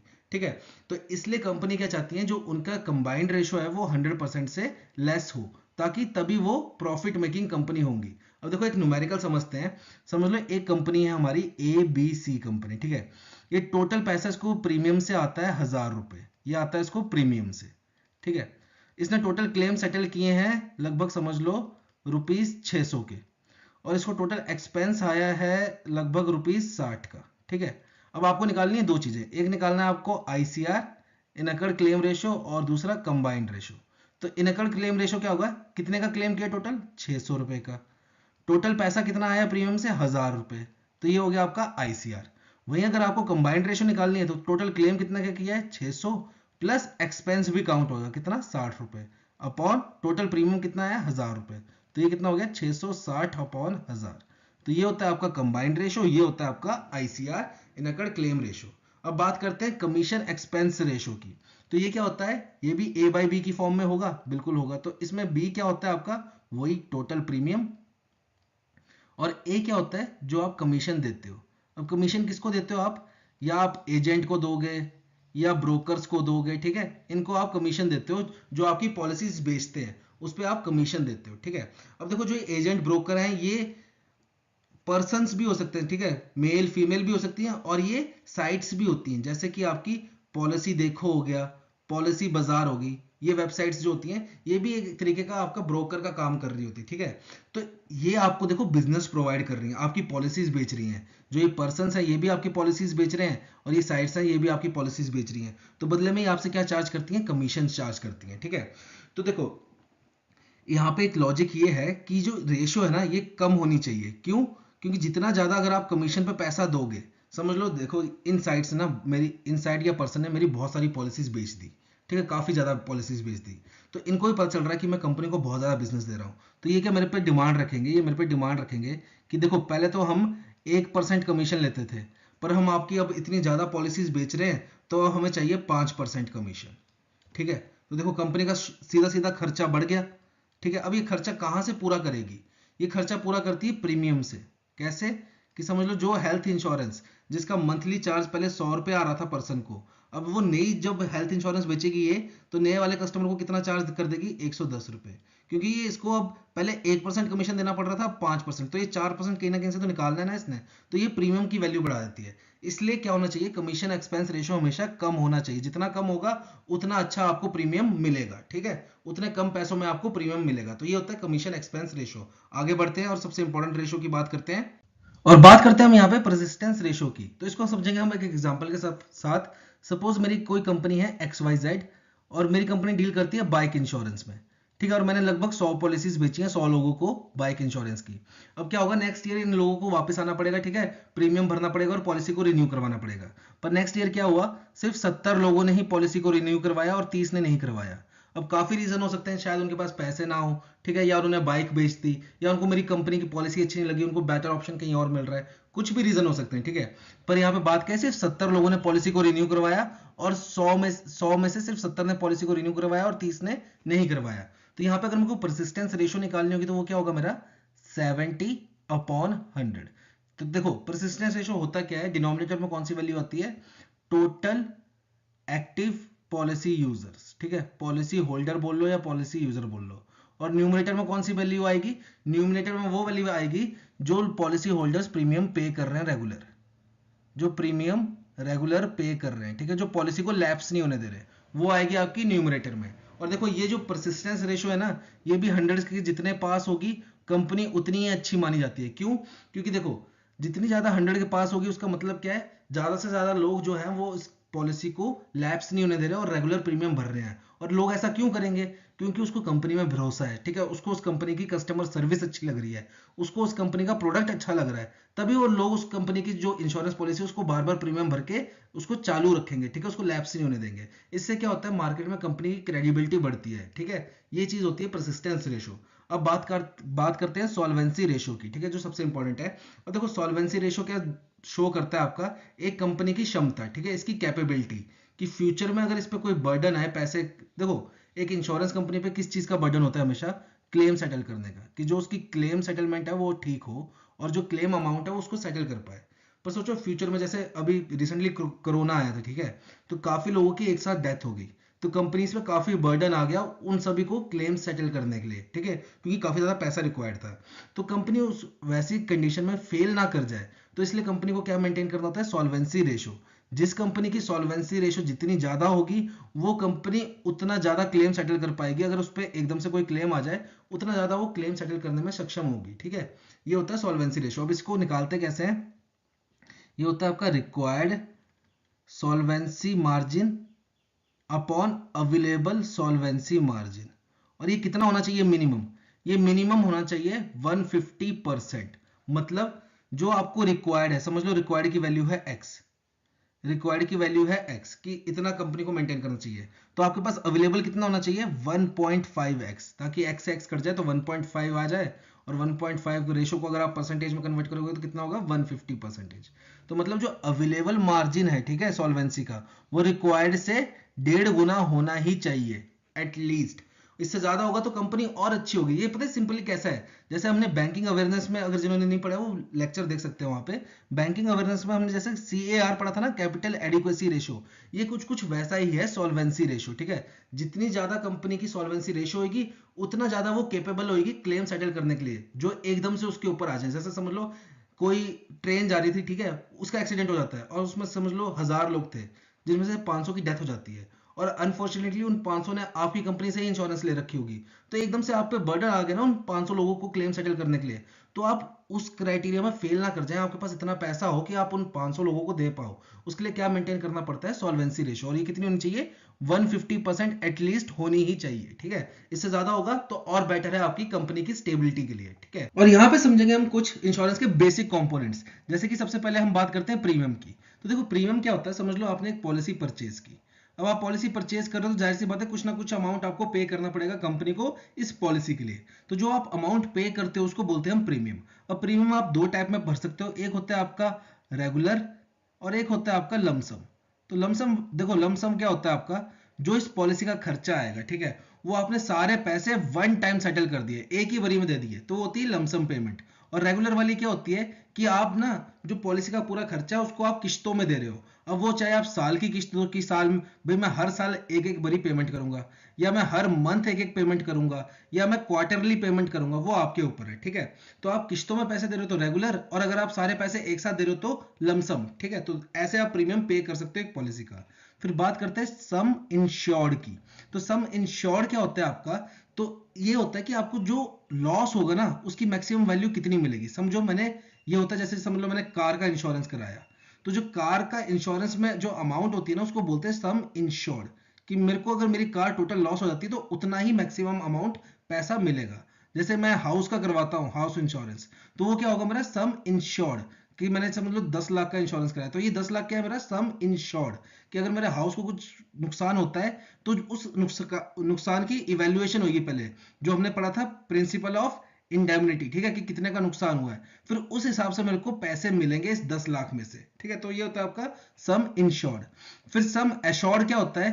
ये होता है जैसे कि अगर आपकी पॉलिसी मैच्योर होती है तो आपको कितना पैसा मिलेगा, या आपने टर्म प्लान लिया है और आपकी डेथ हो जाती है तो नॉमिनी को कितना पैसा मिलेगा, तो वो होता है आपका सम एश्योर्ड। ठीक है, सबसे इंपॉर्टेंट बात करते हैं डिडक्टेबल की। डिडक्टेबल क्या होता है? ये वो पैसा होता है जो आपको पहले लगाना पड़ेगा, फिर जो इंश्योरेंस कंपनी होगी वो आपके पैसे लगाएगी। मतलब क्या हुआ, समझ लो मैंने एक हेल्थ इंश्योरेंस ले रखा है और उसमें मेरे को कवर है कि भाई मेरे को 5 लाख तक के एक्सपेंसेस, ऑपरेशन या कुछ भी सर्जरी वगैरह की कवर है 5 लाख तक के। ठीक है, अब मेरा छोटा मोटा एक्सीडेंट हो जाता है जिसकी कॉस्ट आती है लगभग समझ लो 40,000।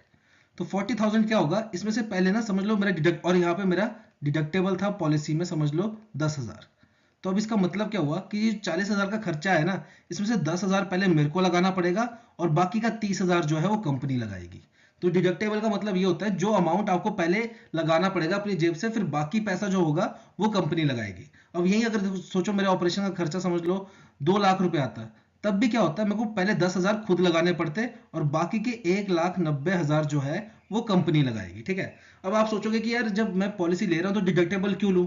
तो देखो ये डिडक्टेबल कौन लोग लेते हैं, ये वो लोग लेते हैं जिनको समझ लो इन फ्यूचर खतरा है कि भाई मेरी कोई बड़ी सर्जरी होगी। ठीक है, छोटे मोटे जैसे एक्सीडेंट वगैरह छोड़े 30-40 हजार को उनको फर्क नहीं पड़ता, उनको ये डर है कि कल को मेरे को कैंसर हो जाए उसका ट्रीटमेंट कराना है तो लाखों में पैसा जाएगा। ठीक है, तो जिनको वो वाली टेंशन होती है वो लेते हैं डिडक्टेबल। अब इसका फायदा क्या देखो डिडक्टेबल का, इसमें ना जो आपका प्रीमियम है वो सस्ता पड़ता है। मतलब समझ लो मैंने एक 50 लाख की पॉलिसी ले रहा हूं मैं, ठीक है, और एक अनदर पर्सन है वो भी 50 लाख की हेल्थ पॉलिसी ले रहा है।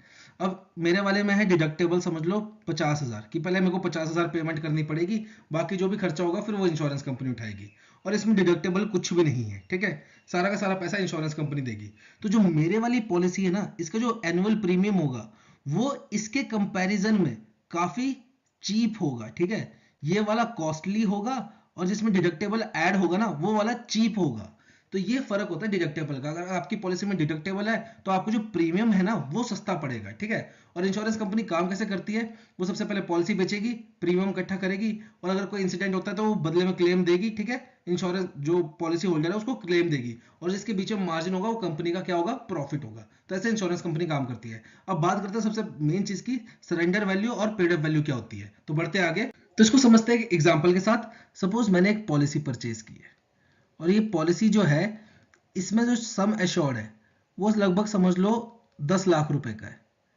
अब ये क्या था कि मैंने पॉलिसी परचेज की तो जाहिर सी बात है मेरे को प्रीमियम तो देना पड़ेगा। प्रीमियम मैंने सेलेक्ट किया ईयरली, कि साल में मैं सिर्फ एक किश्त दूंगा। ठीक है, तो मेरे को टोटल प्रीमियम कितना पे करना है, 10 ईयर्स, मेरे को 10 किश्त देनी है 10 साल के लिए। तो स्टार्टिंग के 4 ईयर्स तो मैंने प्रीमियम पे किया।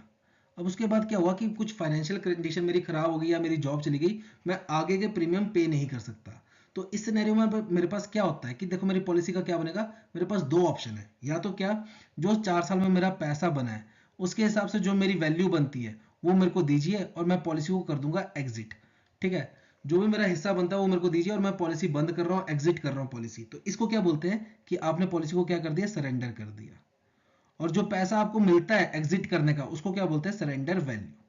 ठीक है, एक तो ये केस हो गया। दूसरा कि यार देखो मेरे पास आगे पैसे तो नहीं है देने के, पर जो ये पॉलिसी के कवर और बेनिफिट्स हैं काफी अच्छे हैं और मैं चाहता हूँ ये अगले 6 साल तक चले। ठीक है, अगले 6 साल भी चले, पर उसके मैं प्रीमियम जो है वो पे नहीं कर पाऊंगा। तो उस केस में क्या है, मैं अपनी पॉलिसी को कन्वर्ट कर सकता हूँ। ठीक है, उसकी नई सम अश्योर्ड वैल्यू निकलेगी। अब वो कैसे निकलेगी, वो निकलती है आपकी पेड अप कैपिटल के हिसाब से।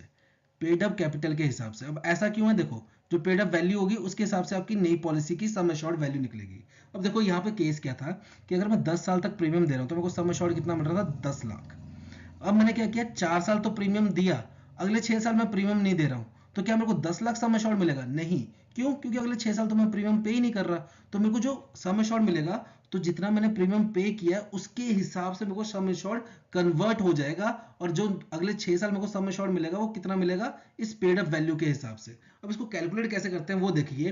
देखो अगर मेरे को पेड अप वैल्यू निकालनी है तो उसका फॉर्मूला क्या होता है कि आपने कितने साल प्रीमियम पे किया डिवाइडेड बाय पॉलिसी में कितने प्रीमियम थे total, into total sum assured कितना था प्लस बोनस।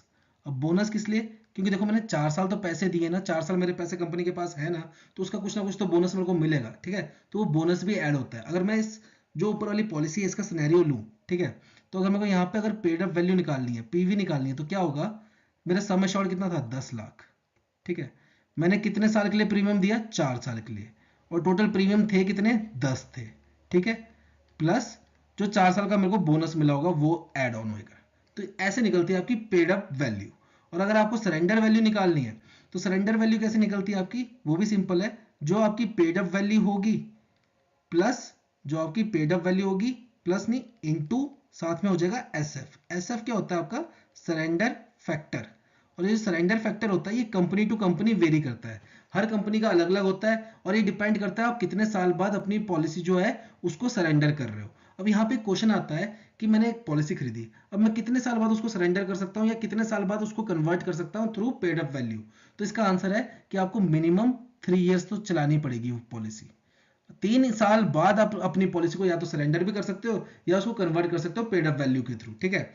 अब दूसरा क्वेश्चन देखो यहाँ पे एक और बनता है, जो ये एसवी आया, ठीक है, सरेंडर वैल्यू है, तो कस्टमर को जो पैसे मिलते हैं वो कैसे मिलते हैं, ये surrender value minus charges.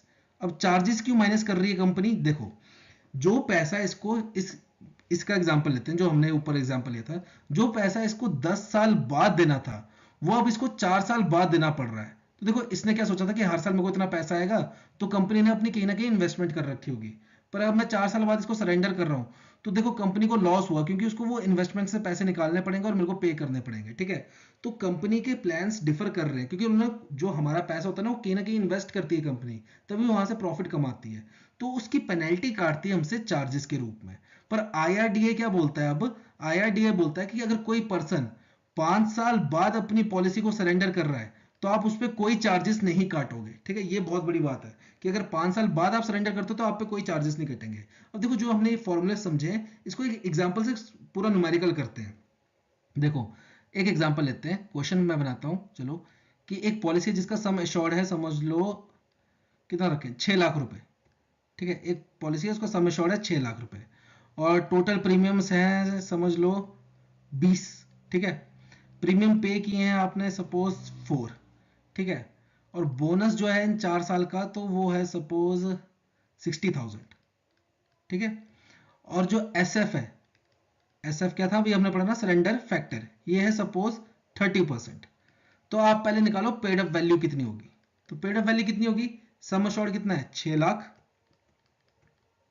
Into आपने प्रीमियम पे कितने किए हैं 4, डिवाइडेड बाय टोटल कितने 20, ठीक है, प्लस बोनस, बोनस कितना है 60,000। तो इसको सॉल्व करो कितना होगा, 4 1 जा 5 जा 5 1 जा 12 जा 1,20,000 और 60, तो ये कितना हो गया 1.8 लाख। तो ये आ गई आपकी पेड अप वैल्यू। और वहीं अगर आपको सरेंडर वैल्यू निकालनी है तो सरेंडर वैल्यू कितनी होगी, देखो 1.8 लाख इंटू एसएफ, एसएफ कितना 30%, यानी कि 30/100। तो 1,80,000 का 10% कितना होगा, 1,80,000 का 18,000। अगर 10% 18,000 है तो 30% कितना होगा, 18 इंटू 3 कर लो 54,000। तो ये आई आपकी सरेंडर वैल्यू।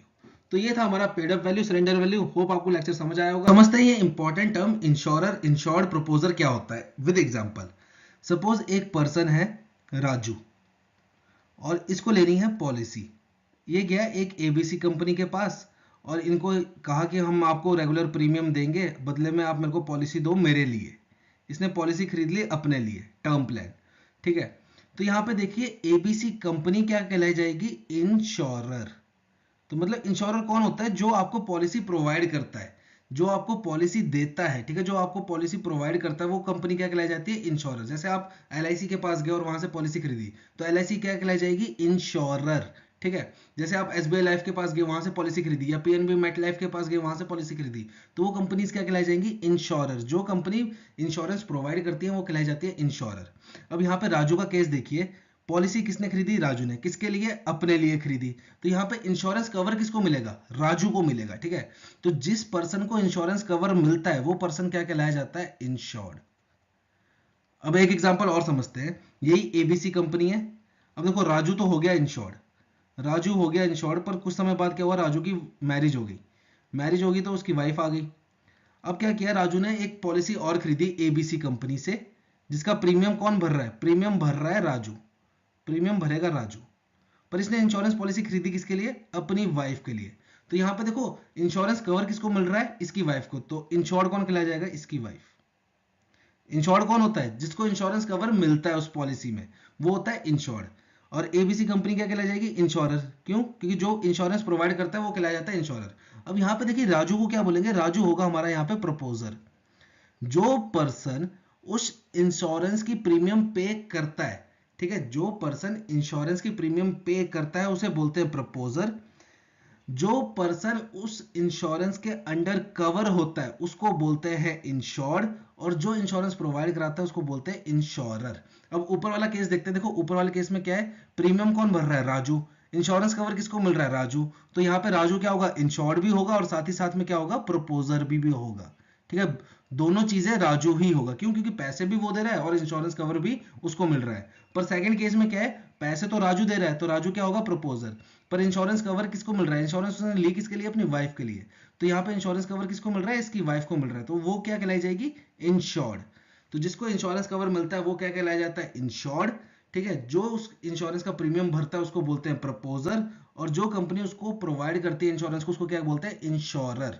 अब बात करते हैं नॉमिनेशन की। क्या नॉमिनेशन क्या होता है? ठीक है, नॉमिनेशन एक प्रोसेस है जिसमें आप एक बंदे को नॉमिनेट करते हो कि अगर बाय चांस आपको कुछ हो जाता है तो आपके इंश्योरेंस का पैसा उस पर्सन को मिलना चाहिए। सपोज जैसे यहाँ पे राजू है, राजू ने अपना इंश्योरेंस करा रखा है।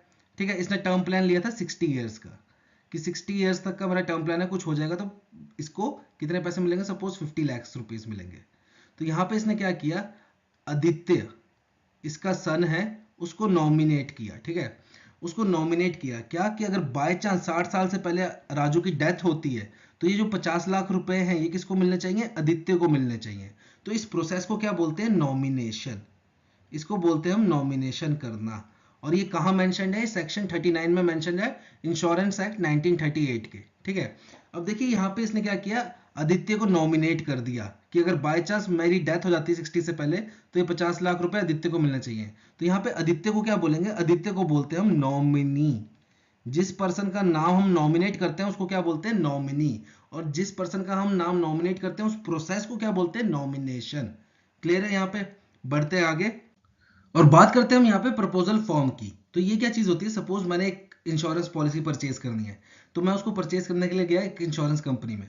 तो वहां पे सबसे पहले मेरा क्या बनाया जाएगा? एक प्रपोजल बनाया जाएगा। इसकी एक फाइल बनेगी। अब उस फाइल में क्या क्या होगा? मेरी बेसिक डिटेल्स, मेरी बेसिक इंफॉर्मेशन, साथ में मेरी रिक्वायरमेंट क्या है, मेरे को कैसी पॉलिसी चाहिए, फिर मेरा पिछला मेडिकल हिस्ट्री कैसी है। ठीक है, फिर साथ साथ मेरी बैंक स्टेटमेंट भी मांग लेंगे वो। ऐसा क्यों होता है? सपोज जैसे मैंने एक पॉलिसी परचेज करना चाहता हूँ जिसका प्रीमियम है साल का 3 लाख रुपए, तो वहां पे वो मेरी बैंक स्टेटमेंट भी लेंगे। क्यों? क्योंकि वो चेक करेंगे कि यार मेरे बैंक खाते में इतने पैसे आते भी हैं कि मैं 3 लाख का प्रीमियम साल का भर पाऊं कि नहीं भर पाऊं। अगर नहीं भर पाऊंगा तो उनका क्या होगा? पॉलिसी लैप्स हो जाएगी। तो वो वैसा चीज नहीं चाहते। ठीक है, तो इसलिए वो मेरे से बैंक स्टेटमेंट भी मांगेंगे जिसमें वो चेक करेंगे क्राइटेरिया कि मैं क्या साल का 3 लाख रुपए उनको दे पाऊंगा कि नहीं। अगर नहीं दे पाऊंगा तो वो मेरा प्रपोजल रिजेक्ट कर देंगे। तो प्रपोजल क्या होता है? देखो एक फाइल बनती है जिसमें आपकी सारी डिटेल और रिक्वायरमेंट होती है। वो आगे एक ऑफिसर के पास जाती है, फिर वो आपके सारे पैरामीटर्स चेक करता है कि आप सारे पैरामीटर पर खरे उतरते हो, तो वो आपका प्रपोजल एक्सेप्ट करता है और अप्रूव करता है। नहीं तो वो उसको रिजेक्ट कर देगा। रिजेक्ट कर देगा तो आपको पॉलिसी नहीं मिलेगी, और अप्रूव कर देगा तो आपको पॉलिसी मिल जाएगी। तो ये काम होता है प्रपोजल फॉर्म का। ठीक है, अगला बात करते हैं हम फ्री लुक पीरियड का। तो देखो फ्री लुक पीरियड क्या होता है? एक तरीके से एग्जांपल समझो कि आपने कोचिंग लेनी है। आपने कोचिंग लेनी है, आप कोचिंग इंस्टीट्यूट में जाते हो तो स्टार्टिंग में डेमो क्लासेस लगाते हो ना। कि डेमो क्लासेस लगाते हो और फिर अगर आपको डेमो क्लासेस अच्छी लगी तो आप कोचिंग कंटिन्यू रखते हो, नहीं तो नहीं करते।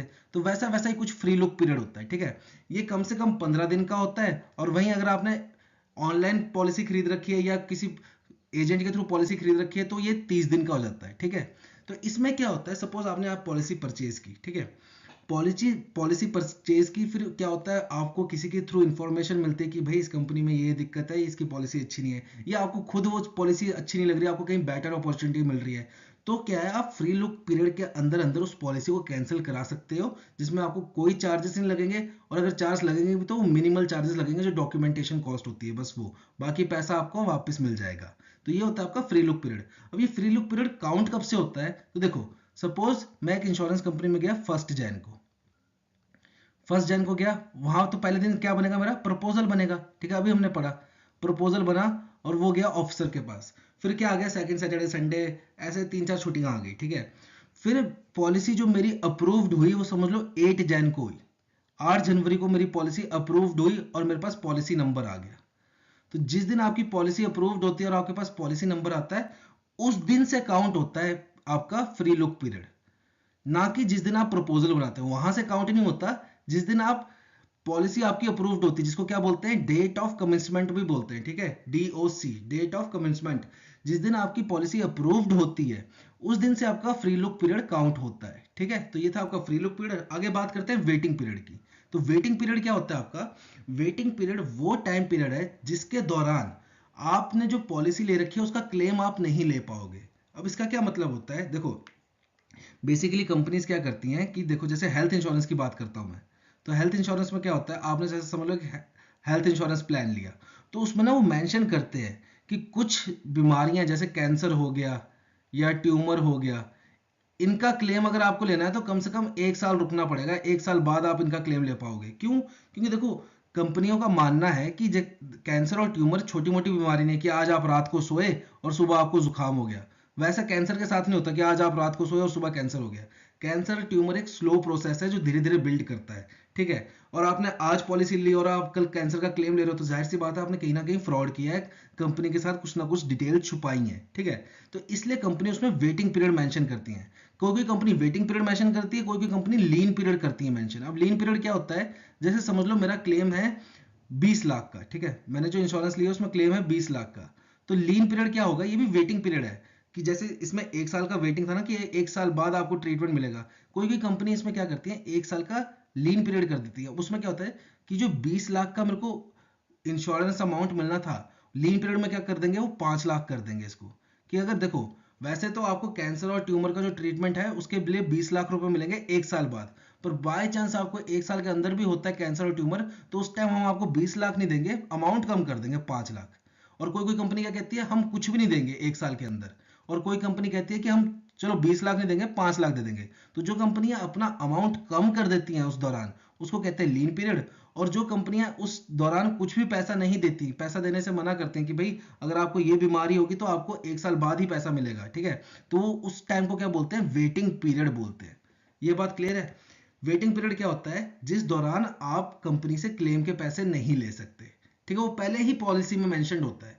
और लीन पीरियड क्या होता है, जिस दौरान आप कंपनी से क्लेम के पैसे तो ले सकते हो पर आपको क्लेम फुल नहीं मिलेगा, कुछ परसेंट ही मिलेगा, वो होता है लीन पीरियड, ठीक है। फिर बात करते हैं हम डेफरमेंट पीरियड क्या होता है। तो देखो डेफरमेंट की ना जो डेफिनेशन है, डेफरमेंट पीरियड ना हर पॉलिसीज के हिसाब से अलग अलग मीनिंग रखता है। अगर मैं बात करता हूं पेंशन प्लान की, तो पेंशन प्लान में क्या मीनिंग होता है इसका, कि सपोज जैसे कि मैंने आज मेरी एज है समझ लो 45 साल एज है, समझ लो, है ना, और मैंने लिया है पेंशन प्लान कि भैया मेरे को टेंशन हो रही है कि मेरे को तो पेंशन भी नहीं है, मैंने पेंशन चाहिए, ठीक है। तो मैं क्या करता हूँ कि 45 ईयर की एज में पेंशन प्लान लेता हूँ, और मेरे को पेंशन कब मिलेगी, 60 ईयर्स के बाद, ठीक है, जब मैं 60 का हो जाऊंगा तब पेंशन मिल जाएगी। तो डेफरमेंट पीरियड क्या होता है पेंशन प्लान में, जिस एज में आप पेंशन के लिए इनरोल करते हो, ठीक है, प्रीमियम देना स्टार्ट करते हो, और जिस दिन आपको पेंशन मिलती है, तो ये बीच का जो पीरियड है इसको बोलते हैं डेफरमेंट पीरियड। एग्जाम्पल के लिए जैसे आप एपीवाई ले लो, एपीवाई क्या है आपकी अटल पेंशन योजना, ठीक है, कितने से कितने के लिए, 18 से 40 के लिए। टोटल कितने स्लैब्स है, 5 स्लैब्स है, आप 1000 की, 2000, 3000, 4000, 5000, 5 तरीके की पेंशन लगा सकते हो। तो देखो आज मेरी प्रेजेंट एज है 29 ईयर्स, ठीक है। सोचो मैंने आज की डेट में एपीवाई में इनरोल किया, तो मेरे को पैसा कब तक देना है, 60 साल की उम्र तक देना है। फिर मेरे को जाके पहला पेंशन मिलेगा, ठीक है, पहले पेंशन की किस्त मिलेगी। तो देखो 29 से लेके 60 साल की एज जो होगी इसको क्या बोलेंगे, डेफरमेंट पीरियड। जिस टाइम में मैंने प्रीमियम दिया और मेरे को पेंशन नहीं मिली, ठीक है, वो पीरियड क्या कहलाया जाता है, डेफरमेंट पीरियड। वहीं अगर मैं चाइल्ड प्लान की बात करूं, अगर मैं किसी चाइल्ड प्लान की बात करूं, इसमें डेफरमेंट पीरियड क्या होता है, इसमें डेफरमेंट पीरियड होता है जिस दिन आप चाइल्ड के लिए पॉलिसी ले रहे हो और जब चाइल्ड ओनर बन जाता है उस पॉलिसी का, उस टाइम गैप को क्या बोलते हैं, डेफरमेंट पीरियड बोलते हैं। और क्या होता है, जैसे कि समझ लो आपने कोई पॉलिसी ली जिसकी मैच्योरिटी का अमाउंट आपको 10 साल में मिलना था, पर आप क्या कहते हो, यार 10 में नहीं चाहिए मेरे को, अभी तो मेरे पास पैसा है, मेरे को आप एक काम करो 13 साल की एज, जब 13 साल हो जाएंगे पॉलिसी को तब देना मेरे को वो मैच्योरिटी अमाउंट। तो ये जो आपने डिले किया इसको बोलते हैं डेफरमेंट पीरियड। तो डेफरमेंट पीरियड के हर प्लान के हिसाब से अलग अलग मतलब होते हैं, ठीक है, कोई एक मतलब नहीं है। तो ये मैंने आपको जितने हो सकते थे उतने समझाने की कोशिश की है। अब बात करते हैं अंडर इंश्योरेंस की क्या होता है। अंडर इंश्योरेंस ये होता है कि आपने पॉलिसी कराई पर वो आपने कम करा ली, मतलब जो आपका नुकसान हुआ उसकी पूरी भरपाई ना हो पाए उस पॉलिसी से। इसके दो एग्जांपल समझते हैं। देखो, एक है समझ लो मेरी कार, और मेरी कार की कीमत है 10 लाख रुपए। आपने पॉलिसी कराई, ठीक है, इसकी इंश्योरेंस कराई और उसमें आपको क्लेम मिल रहा है, जो सम एश्योर्ड मिल रहा है वो कितना है, 7 लाख। मतलब अगर मेरी कार का टोटल लॉस हो जाता है मेरे को कितना पैसा मिलेगा, 7 लाख ही मिलेगा। तो मेरी कार कितने की थी, 10 लाख की, तो 3 लाख का तो मेरा नुकसान हुआ ना।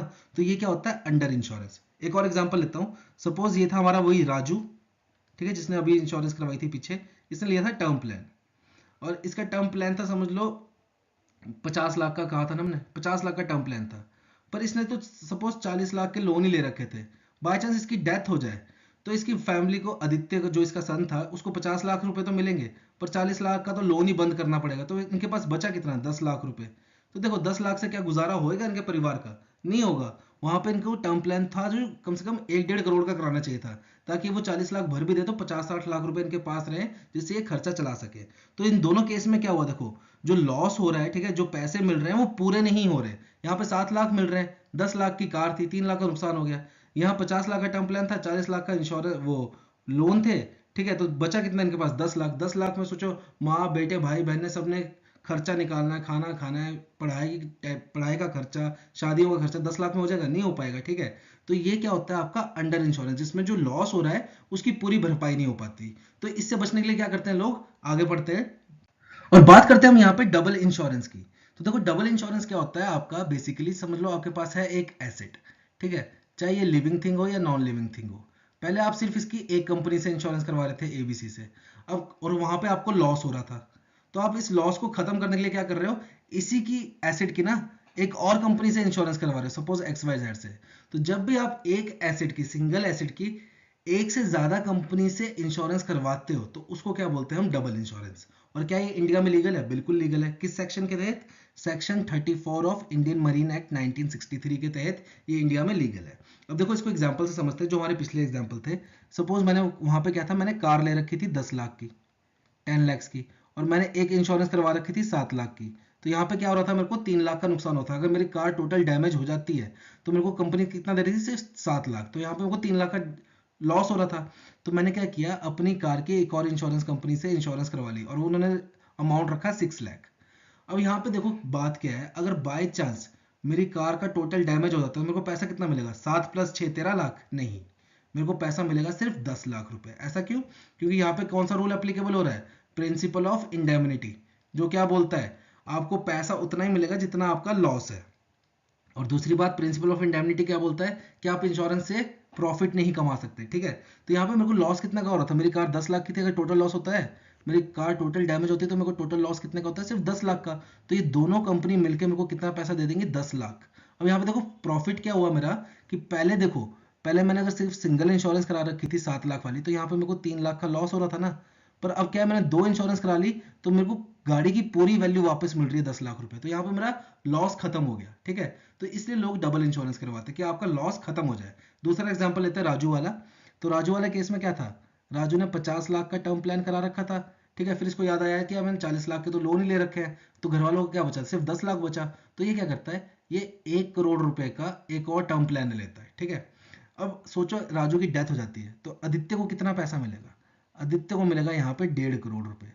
अब ऐसा क्यों, क्योंकि देखो जो डेथ होती है ना, डेथ का अभी का आप कभी भी जो डेथ का लॉस है उसको इवेल्युएट नहीं कर पाओगे। मतलब लॉ ऑफ इंडेमनिटी ये तो बोलता है जो आपका टोटल लॉस है उसके हिसाब से पैसे मिलने चाहिए, पर इसमें डेथ इंक्लूड नहीं होती। क्यों? क्योंकि डेथ की आप वैल्यू पैसों में निकाल ही नहीं पाओगे कि एक आदमी मरा तो एक परिवार को कितने पैसों का नुकसान हुआ, इसको आप कभी निकाल ही नहीं पाओगे। इसलिए इस केस में क्या होता है, आपको टोटल पैसे देने पड़ेंगे। यहाँ पे 1 करोड़ और 50 लाख दोनों मिला के 1.5 करोड़ रुपए आदित्य को मिलेंगे। सपोज यहाँ पे राजू ने एक 2 करोड़ का और टर्म प्लान ले रखा होता तो आदित्य को कितने पैसे मिलते, इनका टोटल 2 + 1 3 और 3.5 करोड़ रुपए आदित्य को मिलते।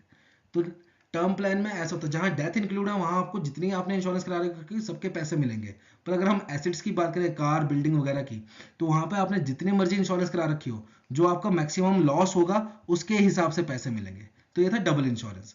अब बात करते हैं री इंश्योरेंस की। तो री इंश्योरेंस क्या होता है, सपोज जैसे एक इंश्योरेंस कंपनी है, अब इसने अपना रिस्क ट्रांसफर करना है, ठीक है, रिस्क कम करना है, तो रिस्क कम करने के लिए क्या करेगी, ये अपने रिस्क को ट्रांसफर कर देगी। किस पे करेगी, दूसरी इंश्योरेंस कंपनी पे। तो इंश्योरेंस कंपनी को क्या बोलते हैं, री इंश्योरेंस कंपनी, ठीक है। जैसे कि आपकी जीआईसी आरई हो गया। अब इसका मतलब क्या है, एग्जांपल से समझते हैं, टेंशन मत लीजिए। सपोज मेरी एक कंपनी है एबीसी कंपनी, छोटी कंपनी है, इंश्योरेंस कंपनी नई खुली है, ठीक है। और मेरी ऑफिस के पास है एक अर्थक्विक प्रोन जोन, जहां पे फ्रीक्वेंट मतलब साल 2 साल बाद अर्थक्विक आता रहता है, ठीक है। और वहां है 1000 बिल्डिंग्स। अब इन्होंने क्या किया, इन सब ने ना मेरे से इंश्योरेंस करवा ली। अब जाहिर सी बात है मेरे को खतरा तो रहेगा, एक तो मेरी छोटी कंपनी है, ठीक है, उतना मेरे पास मार्जिन नहीं है, ऊपर से 1000 बिल्डिंग से मेरे से इंश्योरेंस करवा रखी है कि, और मेरे को पता ही है अर्थक्विक प्रोन जोन है, आज नहीं तो कल यहाँ भूकंप आना ही आना है, और ये 1000 बिल्डिंग को क्लेम देते देते मेरा दिवालिया निकल जाएगा, ठीक है। तो मैं अपना रिस्क कंपनी के लिए क्या करूंगा, मैं री इंश्योरेंस कंपनी के पास जाऊंगा और वहां पे इनकी इंश्योरेंस करवा लूंगा कि कल को अगर अर्थक्वेक आता है और मेरे को इन 1000 बिल्डिंग्स को क्लेम देना ही पड़ जाए, तो मेरे को पहले क्लेम कौन देगा, ये री इंश्योरेंस कंपनी मेरे को क्लेम देगी और फिर मैं इनको क्लेम दे दूंगा। तो इससे क्या हुआ, मेरा रिस्क कम हो गया, मेरी कंपनी का रिस्क कम हो गया। तो जब एक कंपनी अपना जो उसके रिस्क होता है उसको कम करने के लिए किसी और दूसरी इंश्योरेंस कंपनी से इंश्योरेंस करवाती है, उसको क्या बोलते हैं, री इंश्योरेंस, ठीक है। और वो कंपनीज क्या होती है, री इंश्योरेंस कंपनी, ठीक है। ये होता है हमारा री इंश्योरेंस। अब बात करते हैं हम ग्रेस पीरियड की। तो सपोज मेरी एक पॉलिसी है, ठीक है, मैंने एक पॉलिसी परचेज की है और मेरे को हर साल ना इसकी किस्त देनी होती है 5th जन को, इसका प्रीमियम देना होता है 5th जन को। तो 5th जन क्या होगा, मेरा ड्यू डेट। ड्यू डेट क्या होती है आपकी, जिस दिन आपको प्रीमियम देना होता है। तो सपोज क्या हुआ कि जनवरी में मेरी सैलरी नहीं आई, ठीक है, या मेरे पास पैसे नहीं बचे और मैं प्रीमियम नहीं दे पाया 5 जनवरी को, तो मेरी पॉलिसी का क्या होगा, क्या मेरी पॉलिसी बंद हो जाएगी, नहीं। फिर क्या होता है, आपका ग्रेस पीरियड चालू होता है। ग्रेस पीरियड क्या होता है आपका, ये कम से कम देखो मैक्सिमम 30 डेज का होता है इन जनरल, इन जनरल बोल रहा हूं मैं, ठीक है। ऐसा कहीं आईआरडीआई का रूल नहीं है, ये कंपनी टू कंपनी वेरी करता है। पर ग्रेस पीरियड होता क्या है, बेसिकली कुछ टाइम देते हैं आपको, जैसे कि आपको कोई 10 दिन देगा, कोई 20 दिन दे देगा, कोई 30 दिन दे देगा। तो ये दिन क्या होते हैं, इस दिन के अंदर आप जैसे आप 5 तारीख है ना, और एक कंपनी का ग्रेस पीरियड समझ लो 10 तारीख है, तो मतलब 5 10 15, मतलब आप 15 जनवरी तक कभी भी इस पॉलिसी का प्रीमियम दे सकते हो और आप पे कोई चार्जेस नहीं लगेंगे और आपकी पॉलिसी चलती रहेगी, ठीक है। मतलब जिस दिन आपकी ड्यू डेट थी, आपने उस दिन पॉलिसी का प्रीमियम नहीं दे पाए किसी भी रीजन से, तो आपका ग्रेस पीरियड चालू हो जाता है और वो जितने दिन का पॉलिसी में मेंशन होगा उतने दिन के लिए होता है। अगर 10 दिन का होगा तो आगे वाले 10 दिन आपके पास टाइम है कि आप वो प्रीमियम को पे कीजिए और आपको कोई चार्जेस नहीं देना पड़ेगा और आपकी पॉलिसी वैसी की वैसी चलती रहेगी। पर बाय चांस में ग्रेस पीरियड में भी पैसे नहीं दे पाए, तब क्या होगा, क्या मेरी पॉलिसी खत्म हो जाएगी, नहीं, आपकी पॉलिसी लैप्स हो जाती है, ठीक है। तो लैप्स पॉलिसी को क्या मैं वापस चालू करवा सकता हूँ, बिल्कुल करवा सकते हो। वो क्या होता है आपका रिवाइवल पीरियड, देखो कम से कम 5 साल होते हैं इसमें, ऐसा आईआरडीए कहता है। पर अगर आपका प्रोडक्ट वेरी करता है, company to company, product to product, ये वेरी भी कर सकता है, ठीक है। कोई 3 साल देता है, कोई 4 साल देता है, कोई 5 साल देता है। अब इसमें क्या होता है, सपोज एक बार आपका ग्रेस पीरियड खत्म हो गया, जो कंपनी ने ग्रेस पीरियड मेंशन किया होता कि इसके बीच आप अपना प्रीमियम दीजिए और आपकी पॉलिसी चलती रहेगी, सपोज वो ग्रेस पीरियड भी खत्म हो गया और मैंने प्रीमियम नहीं दिया, सपोज 2 साल निकल गए मैंने प्रीमियम नहीं दिया, तो मेरी पॉलिसी का क्या होगा, आपकी पॉलिसी लैप्स हो जाएगी। पर आप उसको रिवाइव करवा सकते हो, कैसे, सपोज 3 साल बाद मेरे पास ना पैसे आ गए, तो मैं क्या करूंगा, मैं अपनी इंश्योरेंस कंपनी के पास जाऊंगा और मैं कहूंगा यार मेरे को वो पॉलिसी ना वापस से चलानी है। तो वो क्या कहेंगे, जो आपके 3 साल के 3 प्रीमियम है पहले तो वो पैसे दीजिए आप, फिर आपने इतने साल जो प्रीमियम नहीं भरा उसके आप चार्जेस दीजिए, पेनल्टी दीजिए, ठीक है। फिर आप ये सब चीजें देते हो, उसके बाद आपकी पॉलिसी रिवाइव कर दी जाएगी। तो पॉलिसी रिवाइव हो जाती है, ठीक है।